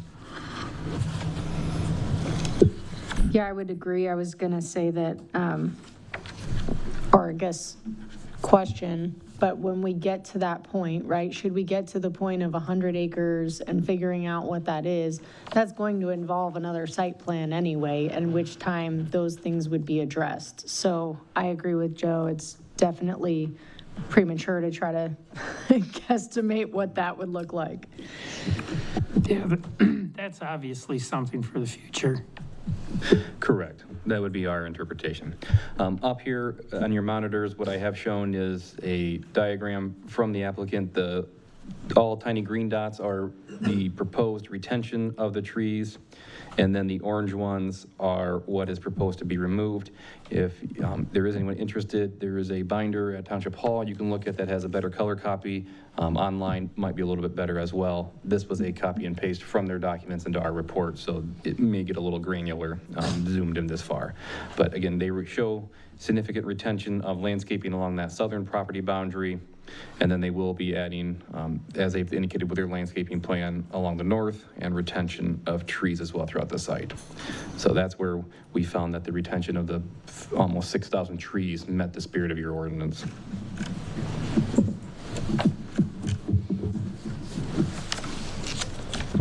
From there, I'm gonna again defer to Mr. Prest on stormwater management. But I believe you've heard from him multiple times now that they are meeting these standards. They will continue to have reviews from county, the state, and other reviewing agencies that have more teeth than we do at the township level.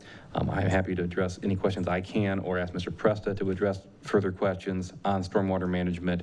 But again, from our understanding, they have met the intent and the requirements, with further review requirements needed from the County Drain Commission, again, Eagle, the County Health Department for wells. There is additional third-party agencies that have to sign off on this. So any questions on stormwater management from the group? Okay. Again, off-street parking, until we know really what that proposed use is, we found it to be a non-concern at this point. Exterior lighting, they have indicated, on their plan, and I know it's going to be hard to see on our graphic here, but they have proposed lighting that is available in the packet and online further. They will utilize dark sky friendlies. It is helpful as well that there is a 14-foot sound wall going up on 3 sides, so that will diminish some of the light trespass. They are retaining trees.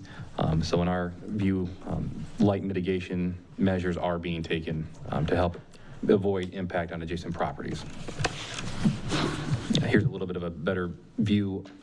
They call out the little sunbursts are the lights for the site. And it's our understanding those would be on for the need of the entity itself. Again, we get into additional agency reviews. James has mentioned it multiple times in his presentation. There's other entities that will review this project should it move forward. At this time, continued supplemental information is coming forward. The fire department continues to work with the applicant on this. I know it is a requirement that the fire department approve their emergency action plan. So if the fire department does not approve that, then that is a stipulation of our ordinance. So there is a check and balance in that as well for fire safety. Any questions on the site plan portion itself? Okay. Now we moved into the battery energy ordinance itself. We looked at height, maximum of 15 feet. They're proposing, a 14-foot tall sound wall, so they are below our height requirements as well. Fencing, they propose fencing around the site. I may ask for clarity from the applicant, though, if they are going to be using a 14-foot tall, in essence, a concrete wall, if they still will use other fencing around that, or if they will use the sound barrier as a wall itself. Does that make sense, James? Yeah. Thanks, Jordan. On the south side. On the south side where there's not the sound wall, it'll be a chain link fence. But no fencing where the sound wall is? Correct, yep. The sound wall replaces the need for that security fencing. And the chain link will be 6 feet in height with a foot of barbed wire in addition. Again, sound measures. Kimberly Horn has provided a sound analysis. The graphic on here, and I will zoom in a little bit for you as well, shows noise contours prior to mitigation measures. And as a reminder, it's 55 decibels at property line. So without mitigation measures, this would not comply, but because they are proposing mitigation measures, the next graphic, they do show compliance with our standards, being again, sound wall around 3 of the sides, reducing the sound trespass onto adjacent properties as well. I have a question about that. I believe at one point there was discussion about us gathering a baseline reading of sound levels in that area so that we have some comparison of what happens after construction. Are there actually plans to do that? Do we have to take formal action in order to do that? The applicant has described that. It would probably be our recommendation, Mr. Weintraub, in the essence of requesting that they do baseline, but maybe multiple throughout the year for different seasons, knowing that vegetation changes and will have an impact on sound. But I will defer to Seth and the applicant. Yeah, that usually gets addressed in a condition, that how we talked about before. And I believe they're aware of what that will probably look like. Then I would like to consider that at motion time. Again, we've already highlighted some of the items for lighting in the site plan review. Signage, again, under national codes, they will post, and we'll work with the fire department on what that looks like as well. As indicated in past, another community sample, their fire department requested that lettering or numbering be placed on the containers as a grid-like system, so that way there is a reference. I know that fire chief appreciated that, so should there be any concern, they are able to aerially and on the ground see that. As we move through this, it may be a consideration from the commission to request or put as a condition that they develop a grid-like system for signage to identify the containers for reference on site. Questions on that? I I would say initially, my thought would be an agreement with some sort of condition on that. I have other fire questions or comments, but I was holding those for next week, so I assume we can revisit the fire safety portion then, and that would be a good time to confirm with the chief if that's how to place that condition that satisfies his concerns. Sure. Amber, are there any concerns with fire as we get through this that you would like to ask the applicant to prepare a response for the next meeting? Not really. Okay. Yeah, not really. It's more about just like conditions and kind of, I mean, I assume that we're gonna get maybe you could answer this, like, you guys did Jensen Hughes did your more in-depth assessment, so I assume we'll get to see what that looks like maybe at the next meeting? Yeah, Chief already has a copy of that. So he's been digesting that over the last, I would say, 10 days or so, 8-9 days. So Okay. I expect Chief to come fully prepared to speak to that document next meeting. Yeah, so I think it's just, what, if any, conditions are appropriate, and that conversation will need to be with all of the data points available. Correct. Okay. Again, landscaping, we've addressed in the site plan review aspect, access management drives. Again, I know the fire department has weighed in on that. The applicant's proposing 2, 1 primary, 1 emergency.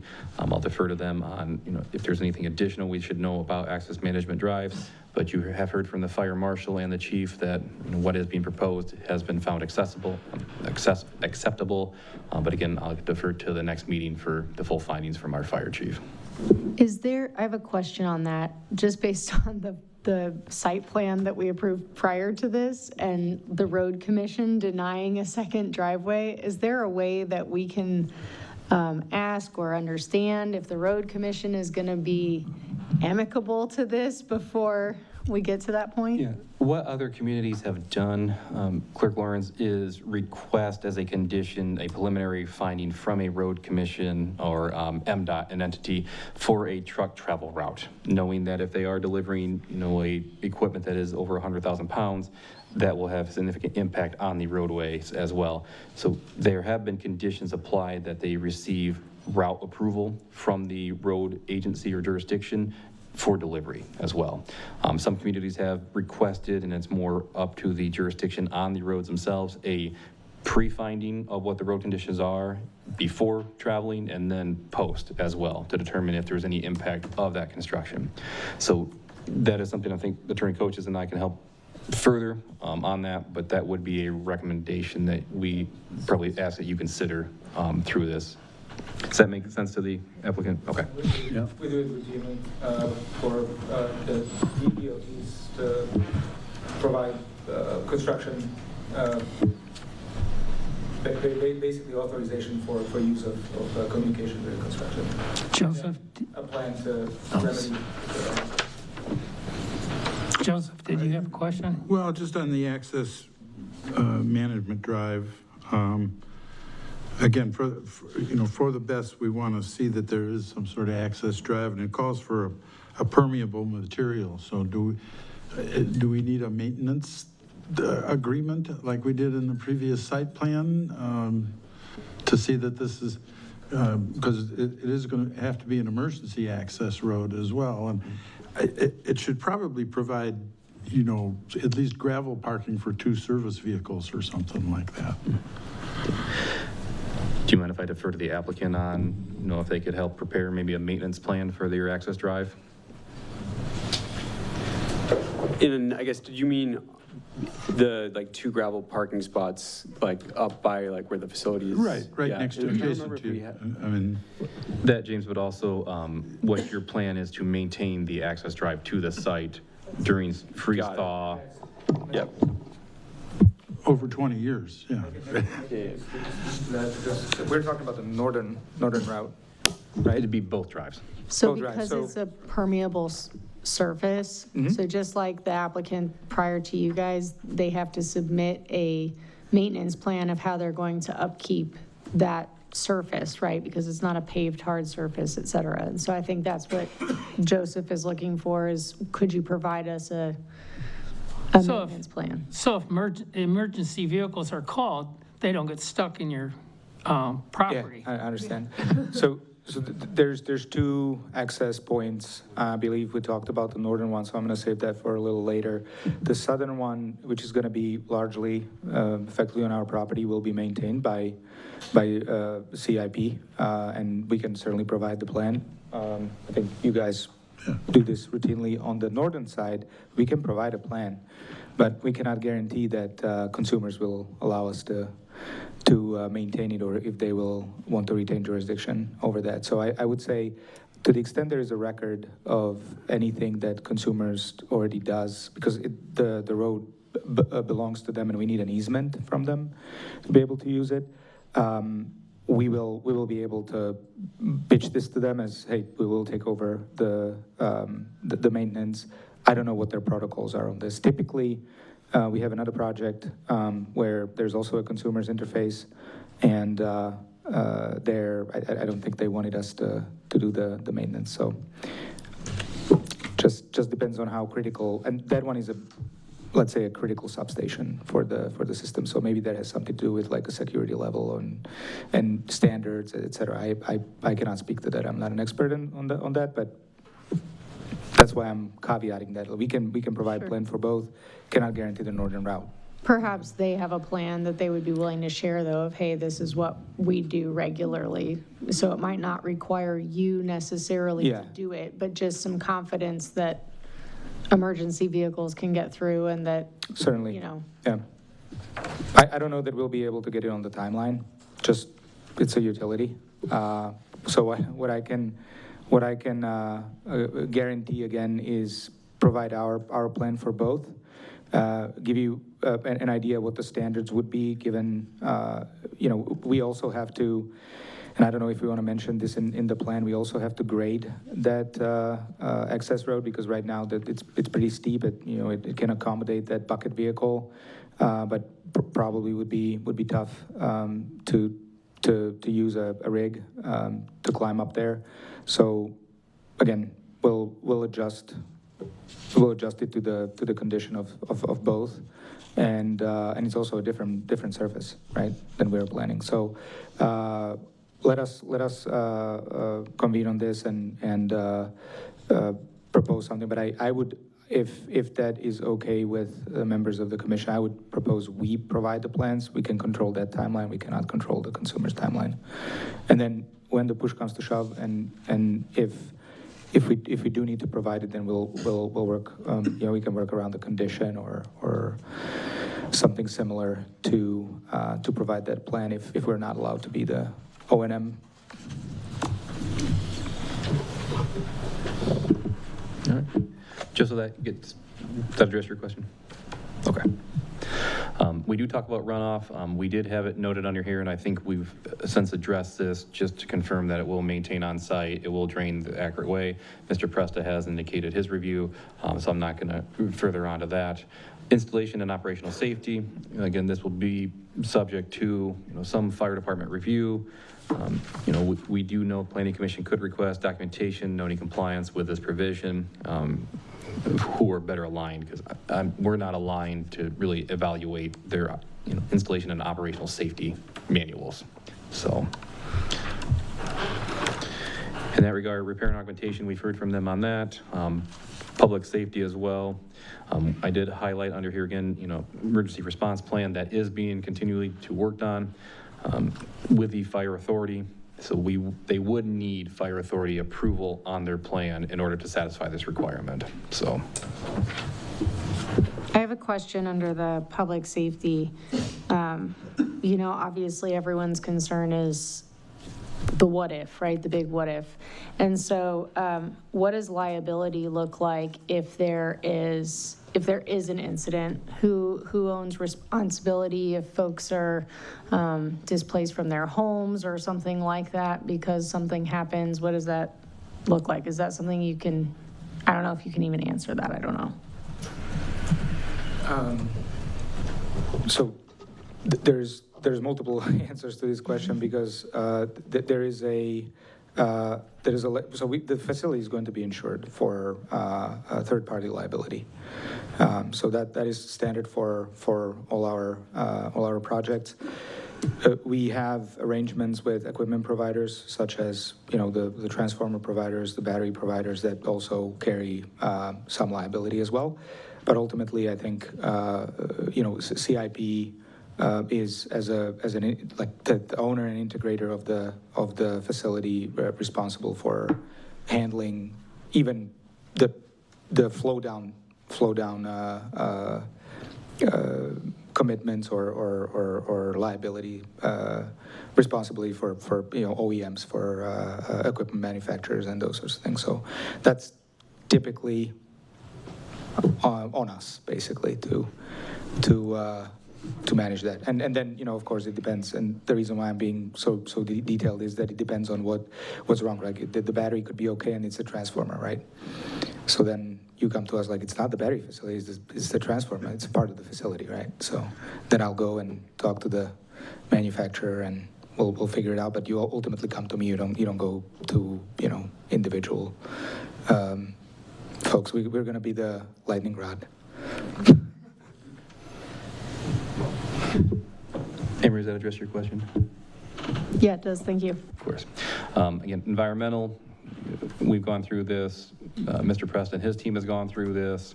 We talk about decommissioning removal. The decommissioning plan will be, continue to be reviewed in greater detail as well. I have a question on that decommissioning plan. In our ordinance of 564-19D, by reading what they wrote down here and what we put in this ordinance, it's not coming close at all. And I think we need some answers to find out why it's not 125% and why it's not put in the form of a trust fund or a bond or a revocable letter.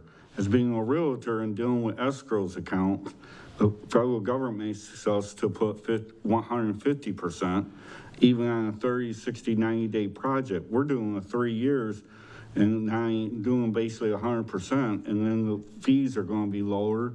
And it's going to cost more with inflation and stuff. I really feel this needs to be relooked at and redone. I'm not happy with it. Thank you. Thank you. Mr. Kreiser, just to clarify, can you give the applicant maybe pointed questions or bullets you would like them to review further? Yeah, I'd like to look at 19D right here on our ordinance of 564.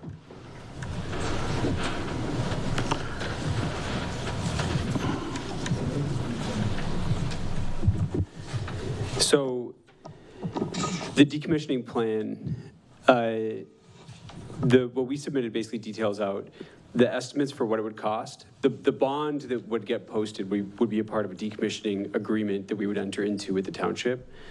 The bond would be based on the estimates that are in that. The plan that we submitted. Mm-hmm. So the plan reflects, I think it's 11.2 and 11.3 per each side of the facility. So it's about 22.5 million total. The bond would be for 125% of that amount. So it'd be about $28 million. When we end that is not reflected in the plan, because the plan is just basically saying, here's what the costs are. Mm-hmm. It includes inflation. I'd have to go back into the plan to look at the rate that we assumed, but it's looking at what would it cost to decommission it now, and then what would, if we assume a rate of inflation every year for 20 years, what would it cost in 20 years to do it? That's where the $22.5 million came from. Then that will get multiplied by 125%, so 1.25. That will get us to the $28 million. When we enter into the decommissioning agreement with the township, the bond will be a part of that agreement for $28 million based on all those estimates from the plan.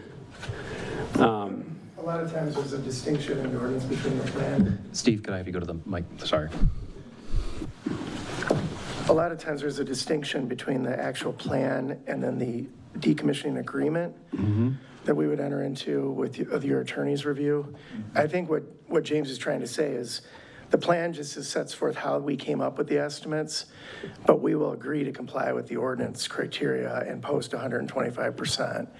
So we're going to be doing exactly what you want. It's just going to be in the form of a formal agreement with the township that would be part of the conditions that would be part of any motion. I just wanted to point it out to make sure. No, it's a good point. I'm glad you did, because it gives us an opportunity to clarify. I mean, our intent is to fully comply with that 125% bond. I think there's still concern too about it being a bond and not a trust. Yeah, I mean, obviously, we can discuss the form of, you know, the assurance that the township needs. Okay, thank you. Yeah. I think for us, it just depends on what the end goal is for the township. Because if we're posting, and I believe the 26 million is that including the scrap value, or is it excluding it? It excludes It should be okay, excluding it, because that's what's required by the ordinance. Okay, so more so, we're basically guaranteeing the full amount. Typically, we will have that excluded or included as a delta.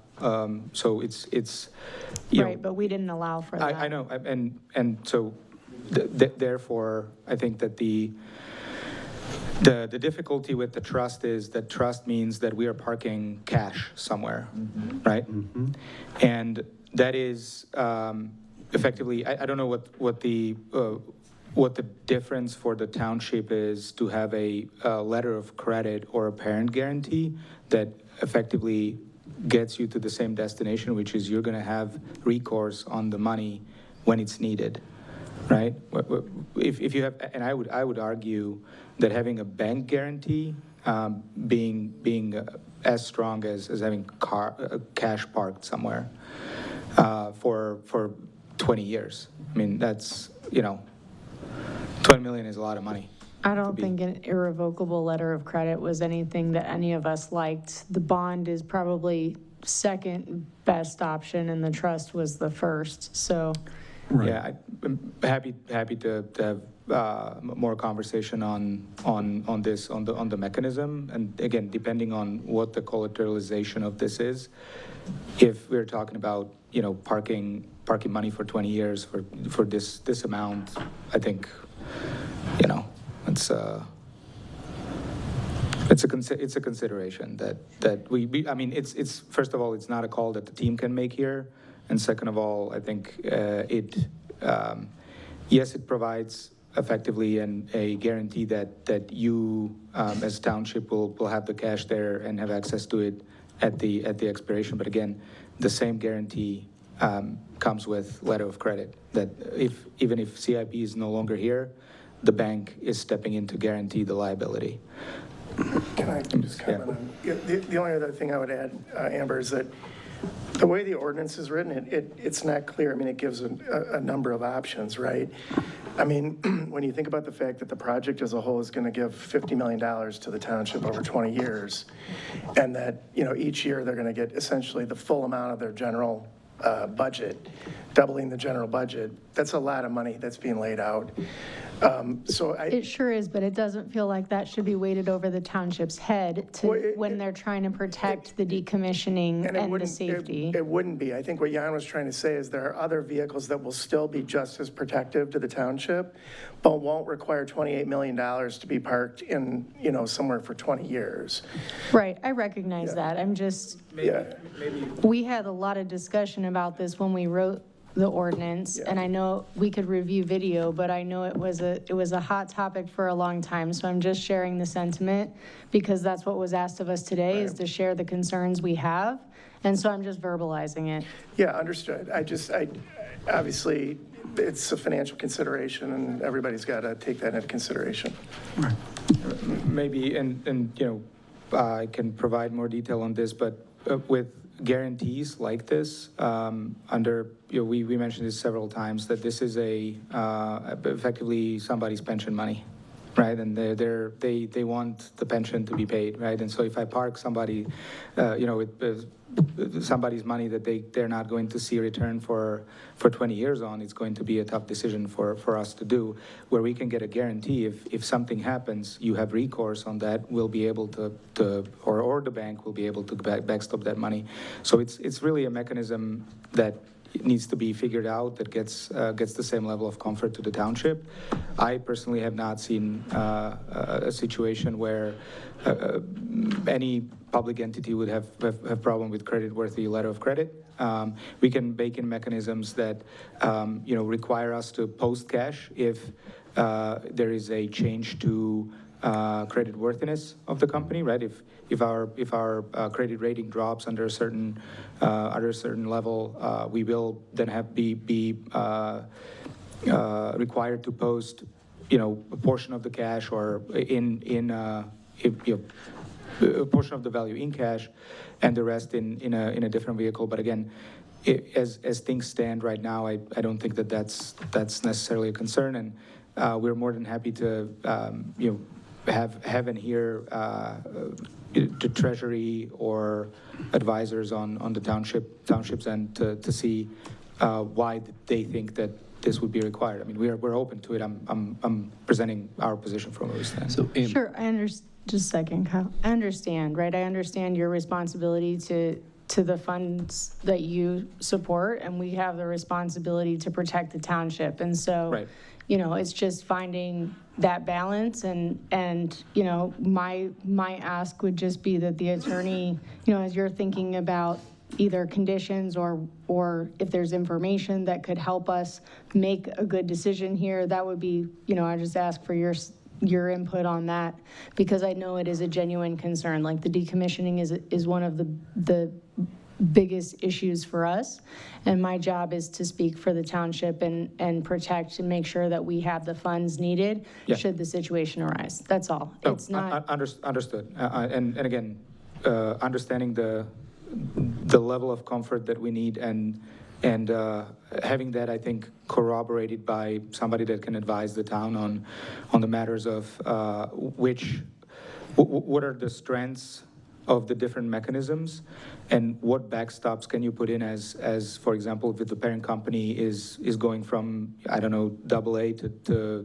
BBB minus, if we have to park the cash. I think that's something that we have to consider, and can we have to obviously run it by our investment team to be able to comment on that further or guarantee that. So I mean, I think one proposal from my end would be maybe a condition to agree on that on the form, that, and specify that leaves the town with XYZ. Well, sure. I guess my ask would just be risk and reward for the different mechanisms, and not right now necessarily. Yeah, no, that's something we're going to discuss. And like they said, there is going to be a decommissioning agreement, but I also think too, like, you could definitely add more specifics in the conditions, right? But then also in the decommissioning agreement, that's where there is going to be a lot more specific information. I was able to, and I understand their position. I understand what he's saying about credit rating, those things, but it's something that I think we just need to talk about more and figure out where the township's comfortable. Okay. Amber, my question for you guys as a commission to throw out to them, you mentioned the balancing act. Jan mentioned, probably indirectly without realizing it, a kind of a middle ground too.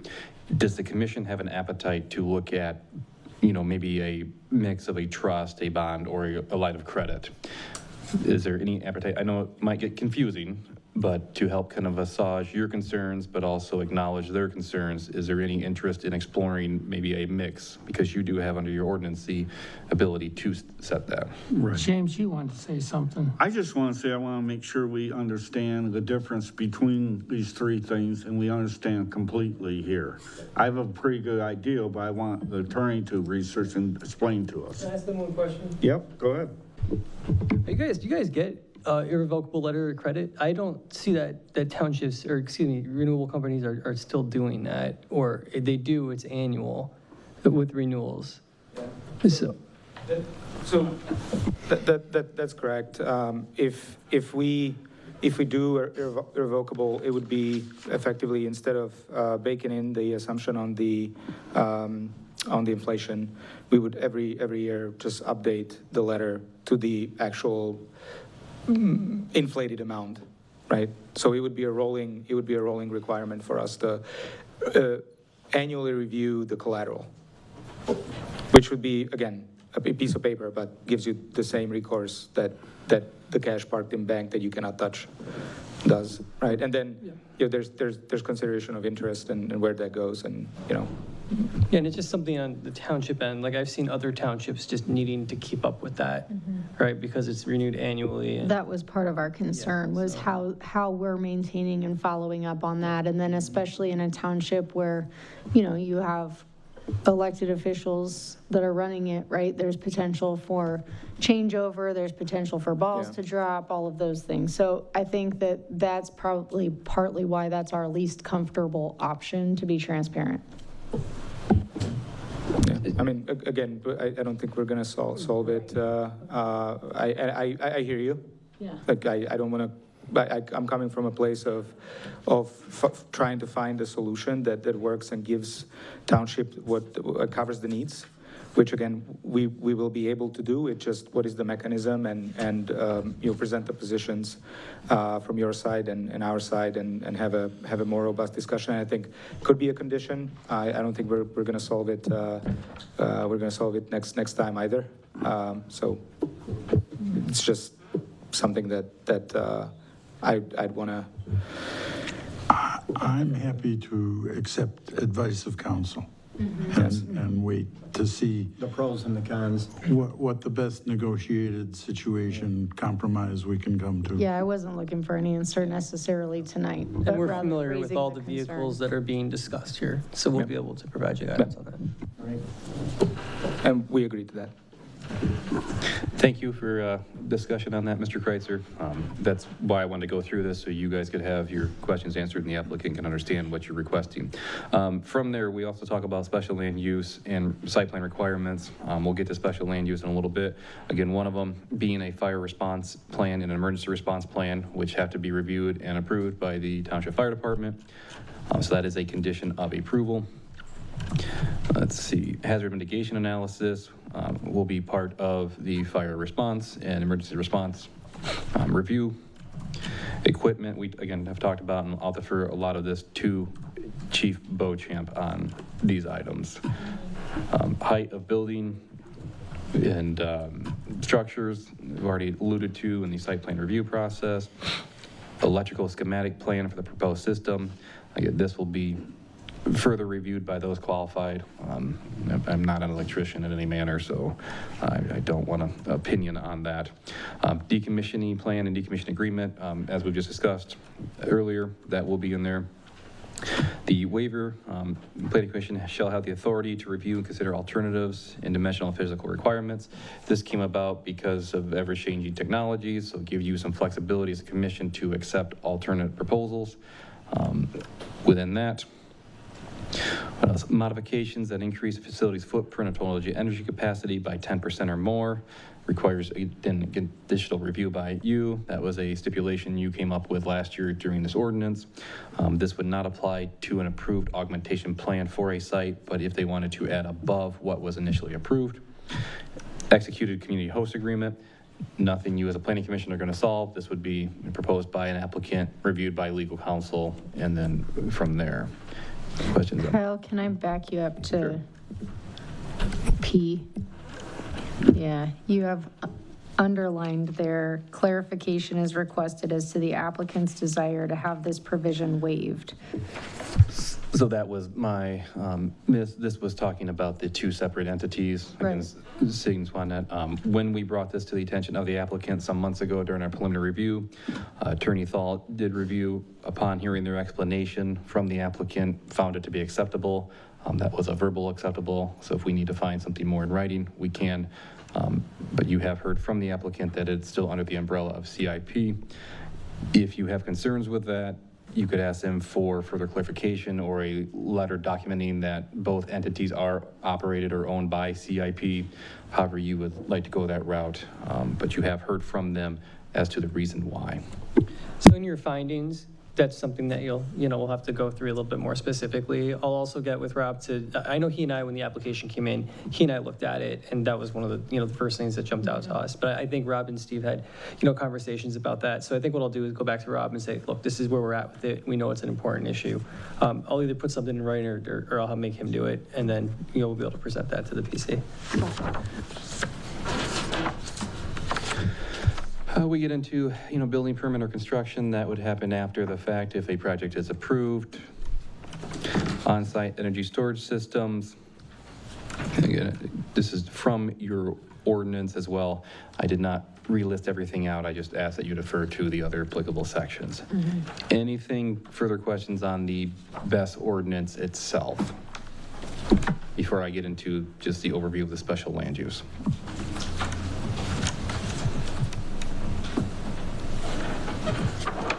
Anybody have any questions or comments? I'm fine, ready to keep going. Okay. As the commission is aware, special land uses have to be reviewed against certain standards, one being harmony with the zoning code and harmony with existing character, and then does it fit the nature. Now, because the township, and this is townships across the state, not just Comstock, have adopted ordinances, township boards, city councils, village councils, so forth, have then made determinations that that type of use would be compatible somewhere in their community. It's up to the planning commission and legislative bodies to determine are the requirements satisfied.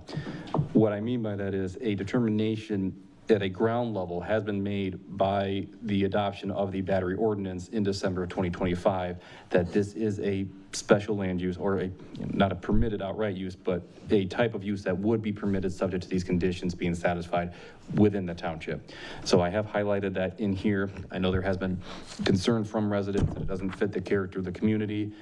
I acknowledge that, but I did want to indicate that as a whole, because we do have an ordinance, we have made a base level finding that it would be permissible within the community. And keep in mind, just to build off what Kyle said, I wasn't involved in tailoring your BES ordinance, but there's an overlay district, right? Very narrow. So it's not ag, for example. Like, we're not designating an entire zoning district classification where a specific use can go. You've carved out a specific area of where this type of use can go. So that, I assume, was discussed at the, the planning commission level and designed, where that would be. So that would be something that you would need to take into consideration. And again, they propose to maintain 100+ acres for open space / recreation, which will be further discussed. So yes, there will be an impact to the existing character of that area. However, there will still be maintenance of that recreational or open space facility itself to some extent. There is provisions in the township's master plan as well for sustainability, which does call out renewable energy projects. There's also provisions in here for recreation. So you as a commission will need to determine, is this project supported, or do they meet the intent of your master plan in terms of sustainability and recreation? We don't need to discuss tonight, but that was some of our findings we wanted to bring forth to the planning commission for your consideration. Again, essential character. Your ordinance states the special land use shall not change the essential character of the surrounding area.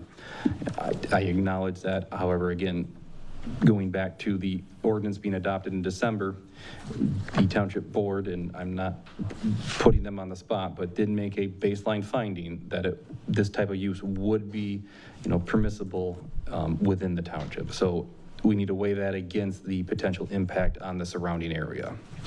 Hazardous or disruptive, again, this is more for the fire department to look at and review and give their findings. You as a planning commission to determine, will it be hazardous or disruptive to the community, or have they satisfied the safety requirements as stipulated within the battery energy ordinance itself?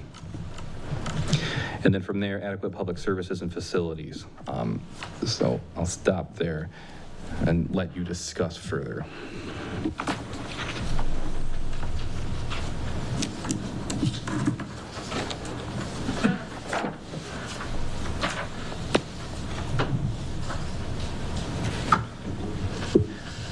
Clerk Lawrence, I believe you probably had comments or concerns or notes. Me? I do, but I don't think that I don't think that it would be fair at this point because some of it has to do with fire stuff. And I really want to hold that until the chief is here. So I don't think there's a point in discussing stuff because I think that we need his point of view from the things that I have. I don't know about anybody else. Anyone else have any comments or questions? No, I'm good.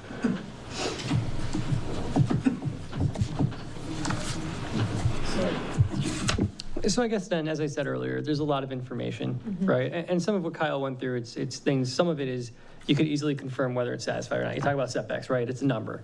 You met or you didn't, right? So there's things like that, but then there's also more subjective standards. I think Kyle just went over those, like the general standards of special land use. So, the recommendation on my end is to, think about reconciling all that information. I know it's probably easier for me to say than for you to do because there's so much of it, right? So just go through it, and if you have questions, obviously you could ask Kyle, or if it's legal, myself, or the applicant if something new comes up. But like I said, I'll prepare the formal findings of facts and resolution format, and I'll come back with more specific guidance regarding decommissioning. We've done a bunch of decommissioning agreements before, so I'll probably pull out some provisions and maybe show you what that looks like, whether it's on a PowerPoint or something different. That way, at least everyone could see it. And then you could you could decide whether or not that's, what you want to do with it. So with that said, I don't have anything additional, at least on the legal end. If you have any questions, I'm happy to answer them. And then I would like to point out to the commission that as I receive comments from residents on this project, I have included those into your packet as information only. I know we've received a few extras and those have been distributed as well. Today, a few hours before your meeting, I did receive an email from a resident with, I believe it was 9 letters of support for the project. So again, public hearing is closed, so it is just information only, but it is still information you can review and determine if there's any questions that they have brought up that you would like to ask the applicant. So. If there aren't any more comments or questions, I guess we'll move on to citizen comment. Is there anything you would like to ask the applicant for them to prepare for the next meeting? I mean, I know you as a commission have gone through a lot of information. Is there anything they can provide for the 10th to find supplemental documents or anything to that nature that you would like? Anything you want, Amber? No. Keith? No. Joseph? Not really. The memorandum of understanding and the decommissioning agreement are 2 details that I'd like to see resolved so that we can move forward. James? No, I'm good. I am too. I think we'll move on to citizen comment from here. Prior to that, Mr. Chair, then the next step would be at your September 10th meeting, as Attorney Coaches has mentioned, going through more the, that resolution or finding of facts, hearing from the fire chief, hearing from the township assessor on that as well, and then working through your standards to, have they been satisfied or not, or do you need, further considerations, or could they be satisfied with conditions? I know Mr. Presta, I'm sure, enjoys coming to, and hang out with you as a commission. Is there any questions you have with him, or if not, I would decline his invite for next meeting, but I also do not want to leave you without the township engineer should you have questions on stormwater management or site design in that regard. So is there anything you would like to follow up with the engineer on, or do you believe you have received adequate information and will not need him to attend the 10th? Because I think you'd like to know probably tonight for his, planning prospects. I've heard what I need to know. I agree. Keith? Joseph? I'm good. James? I'm good. Amber? Take the night off. Should there be anything from the commission throughout the next week or 2 that you do have questions on as you review documents, please feel free to email me and I'll work with Mr. Presta on getting a response. But I did want to confirm if you would like him to attend or not. So thank you. Sorry, Mr. Chair. Now I believe you are at your citizen comment. Okay. At this point, we're going to There's one more item. One more item here. Oh, wait, what's, C-Dam Corporation right here. Maybe Kyle can fill. Oh, yeah, this is the document, we talked about at last meeting that was shared with Supervisor Martin about a possible, I don't want to call him an intern, but a working aspect to help with ordinance amendments for housing and so forth.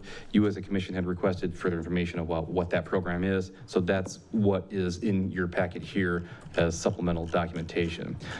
Again, I believe it might be in here. If not, there is a financial contribution that the township would have to make to the program to have this person.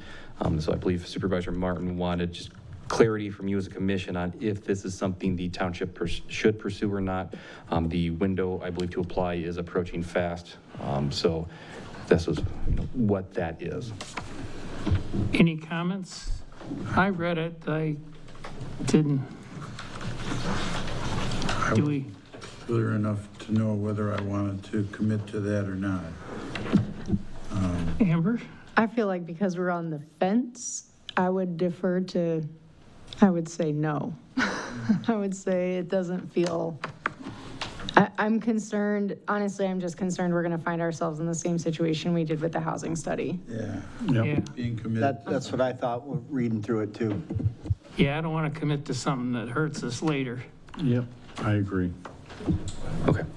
I will inform Mr. Martin about that, that you are, declining, maybe moving forward with this, and I'll follow up with him, so. All right. Next item, I believe, is... Now, any other business? On your agenda, on here, we have the MAP training next month at the end of September. I believe you wanted to get you just kind of an idea of what topics are being offered at that conference. So should you have an interest in attending, it is within your packet of the different categories for training purposes. I don't know when early bird registration ends. I believe that is soon. So if you are interested in attending, please let us know and we'll get you signed up. But this is the, proposed agenda for that. That's in Detroit this year, right? Kalamazoo. Kalamazoo. Oh. Radisson. Same place as last year. Yep. Did you learn anything last year? I thought it was informative. I thought it was informative. I went to it. I learned there. I went one day. It was very good. I went for one day also, and there was definitely some sessions that were beneficial to attend. I think that I would say just choose based on, what is relevant for the township.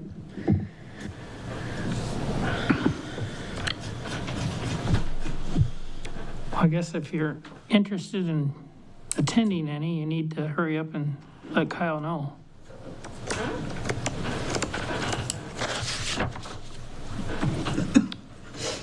Now, at this point, I'm going to open it to citizen comment. The same rules apply, so. Tammy Keeler. Well, it sounds like they don't want to put no insurance or anything on this to decommission it. Guess who's going to get stuck with the bill? Comstock Township. And I have a couple questions about what happened at Moss Landing where they couldn't put that fire out for 5 days. Somebody told me to ask them that. A few months ago, I think it was about like 3 months ago, there's a semi full of these battery systems. It blew up by Decatur. It was on the news. They were battery storage systems. Blew up in the back of their truck. And I'm sure that you can look back to the news stories and get that.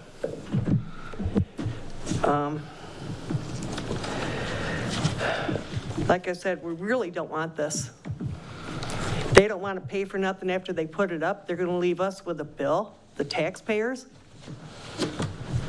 This is outrageous. I told you they didn't have no damn money anyway. Thank you.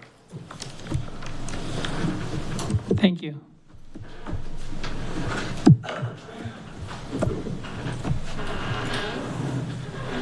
John Charlie, 9850 Miller Drive. Missed the first public comment. hopefully we turn this into a golf course. I truly kind of believe the road that's going up to that either needs to be put to one side or the other.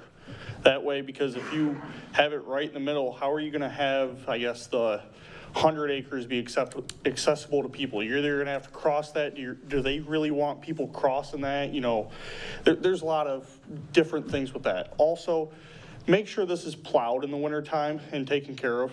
I used to live next to Substation on Mile Avenue. Consumers and the pipeline company never plowed that. So if it caught fire, if anything happened to it, the fire trucks could never get in there. You know, that is a big concern and everything, that like if something happens, you know, make sure it's plowed, make sure after a huge rainstorm or something that they have a contractor ready to go, say, hey, we can regrade it. I don't know what type of material they're gonna use, if they're gonna use crushed concrete, 21 AA, 22 AA. There's a lot of material out there that could be set down. In my opinion, they're gonna have to, because that hill's pretty steep, they're gonna have to take it down. Is it gonna be a V, so all the water's gonna go down? How are they going to, I guess, make that manageable to go up there? You know, that's a couple of concerns. Regardless, this is gonna go in. ITC, they even said last meeting, ITC is planning on expanding that substation up there. So, I mean, this is gonna go in regardless. We just need to make sure that we are actually going to, I guess, benefit from this. Another thing I didn't really understand, and maybe at member comment you can explain it, the 1.7 or 2 million annually for 20 years. Is that every single year we're gonna get tax revenue of like 1.5 to 2 million? Or is that just over a 20-year span? Because if that's over a 20-year span, that ain't shit. I'm sorry, for this big of a site, that ain't nothing. It needs to be, if that's every single year, you're looking at almost $40 million, which could actually do a lot in Comstock.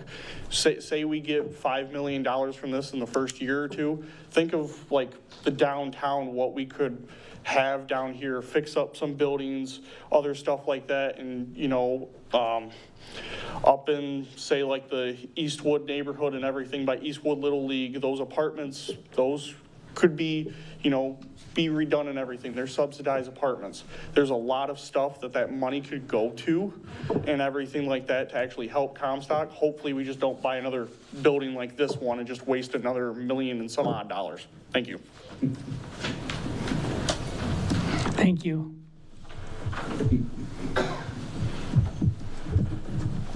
Good evening. My name is Mario Campos. I live at 10345 Hatch Lane. I came here today. I usually don't go to meetings like this. When I heard about Hickory Ridge was a part of this project, it was very disappointing. Hickory Ridge, I feel like, is a staple in the community. It's been here forever. It helps the school districts. It helps families. I moved here from Dallas, Texas 5 years ago and got into golf. My daughter, who's 5 now, is a golfer, loves it. Every time I go there, it's a great area to meet the community. Every time I go there, I meet new people. Everyone's very friendly. One thing I'd ask this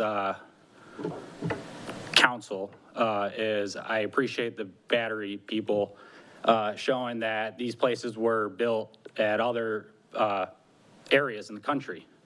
They showed the Bronx and North Richland Hills and Southern California. I'd be curious to see if they would be willing to provide you guys with contacts of the school districts that those schools are at or built near to see their opinion on how things are going. I'm curious on why Joseph is laughing there, because there's a school right next to this facility. I think it's important. I don't know if what the school, if any teachers or the principal have come out, but I would hope this city, it seems like this is already happening. It's unfortunate. You know, we're talking about all this revenue. I think there needs to be some transparency within this zoning team, because we're talking about all this extra revenue. And as Seth, the attorney, had said, you can't put it on the ballot. Can't vote on it. So all this extra revenue, what does the city plan on doing it with this? How is it going to benefit the citizens? I'm sure you're working on next year's budget, right? So what are you guys doing to show that money coming, helping us?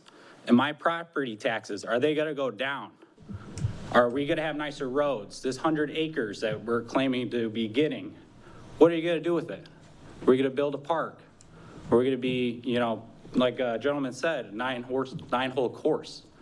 It's very disappointing that of all this country, when these guys got stuff in New York, all the way down to Texas and California, why here? It's just sad. I came here today to express my concerns. I hope, Amber, I appreciate all the questions you have. You guys need to be continuing asking questions to these people, because at the end of the day, they're saying all this revenue is going to help us. So are they just building us for the bottom of their heart? No, they're getting a chunk of change out of it.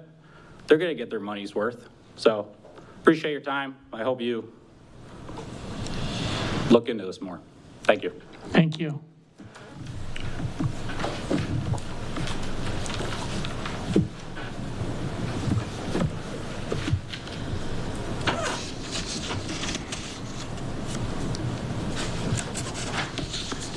Well, if there's no more.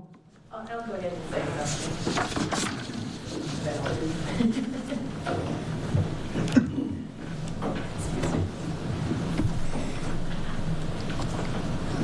I just want to, I appreciate your diligence and asking all the questions and not doing this quickly. Thank you for answering our specific questions. My name is Eileen Cusgrilly, and my property backs up to the golf course, and I'm not happy about that. I like the way it is. Change happens, and I see it's probably going to happen. But I do appreciate that you checking and make sure everything's taken care of. And I didn't have anything specific to add tonight, so thank you. Thank you.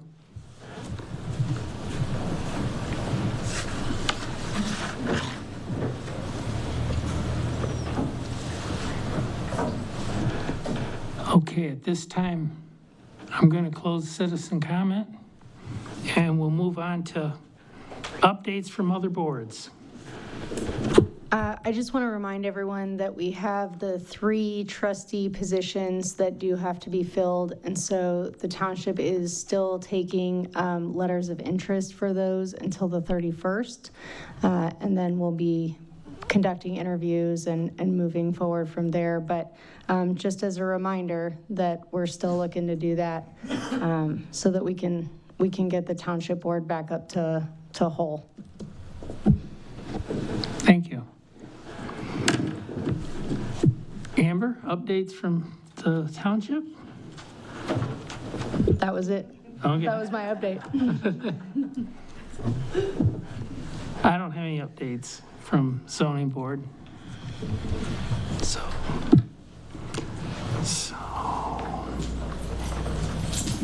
And you talked about training updates. Informational future action items. Sure, Mr. We will be most likely in September beginning to discuss the data center and utility scale solar. We have paused placing that before you because of the significant project at hand. Not trying to inundate you, but there will be legwork for us to do regarding those 2 ordinances. The benefit is we do have sample ordinances from other communities we can pull together, so it's not starting from scratch and going forward. We'll provide you with examples from other communities, and then we'll have you dialogue back and forth on what aspects you like and which ones you don't, and then we'll move from there. So, and then regarding contact center, Supervisor Martin and I are working with that applicant, and we'll potentially have future updates, but as of now, we're kind of on pause with that one.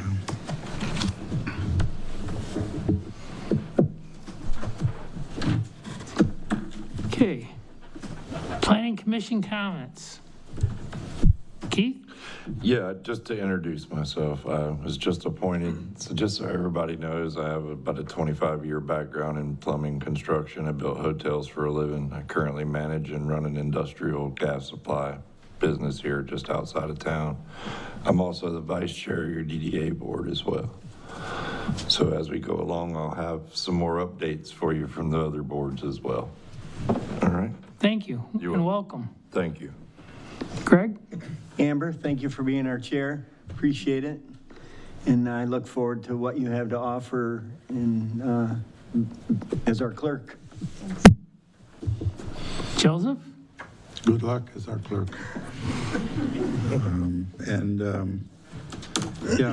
I'm looking forward to getting started on the data center thing so we can get that wrapped up before the end of the year. James? Well, happy to see a new business come into the township and go from there. And I'm very happy we were open in discussion of the best system and get more information so everybody's more knowledgeable. And thank you. Amber? I'm going to attempt to answer some of the questions that came up during citizen comment. So, John, to answer your question, the 1.7 to 2 million annually, we asked that earlier too. So that's an average. So that would be per year average. On the beginning side, it would be much higher than that. And then as property devalues a little bit, it would come down. But on average, we would be seeing that $1.7 to $2 million flow as tax revenue.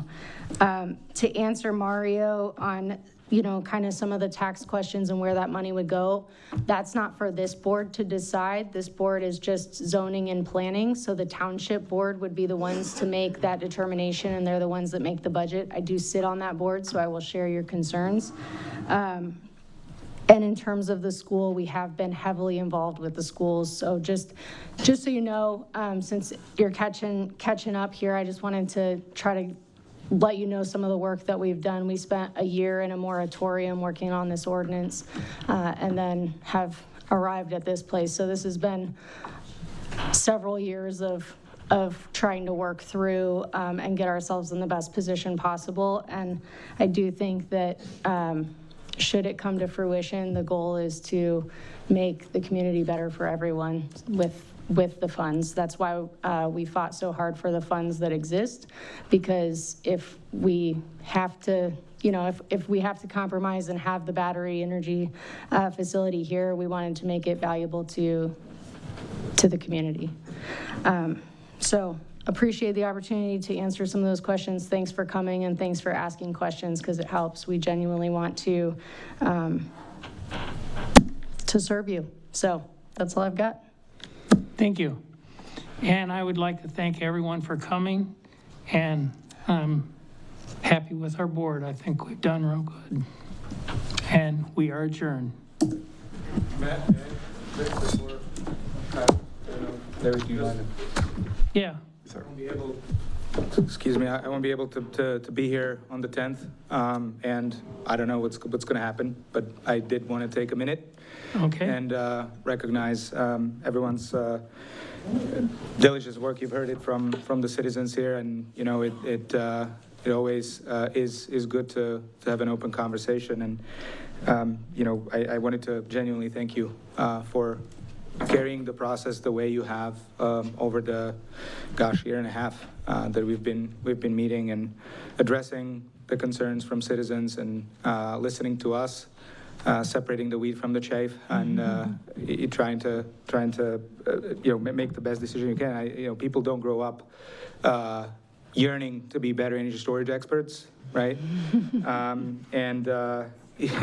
Over the course of the process here, I suspect you gathered some knowledge and got yourself educated. So, in any case, hopefully, we helped enlighten you and the citizens that were willing to listen to the things that we had to say on what batteries are, what grid reliability is, and how things work and why it's necessary. And also, we had Michael speak multiple times, so the emergency response on these types of facilities.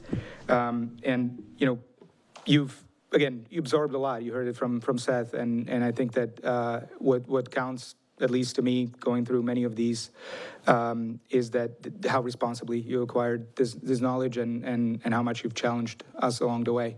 It is, really it is the essence of the process, right? And one thing I will applaud you for again is taking the matter out of this town hall and going and visiting these facilities and seeing them for yourself to get acquainted with what this really is.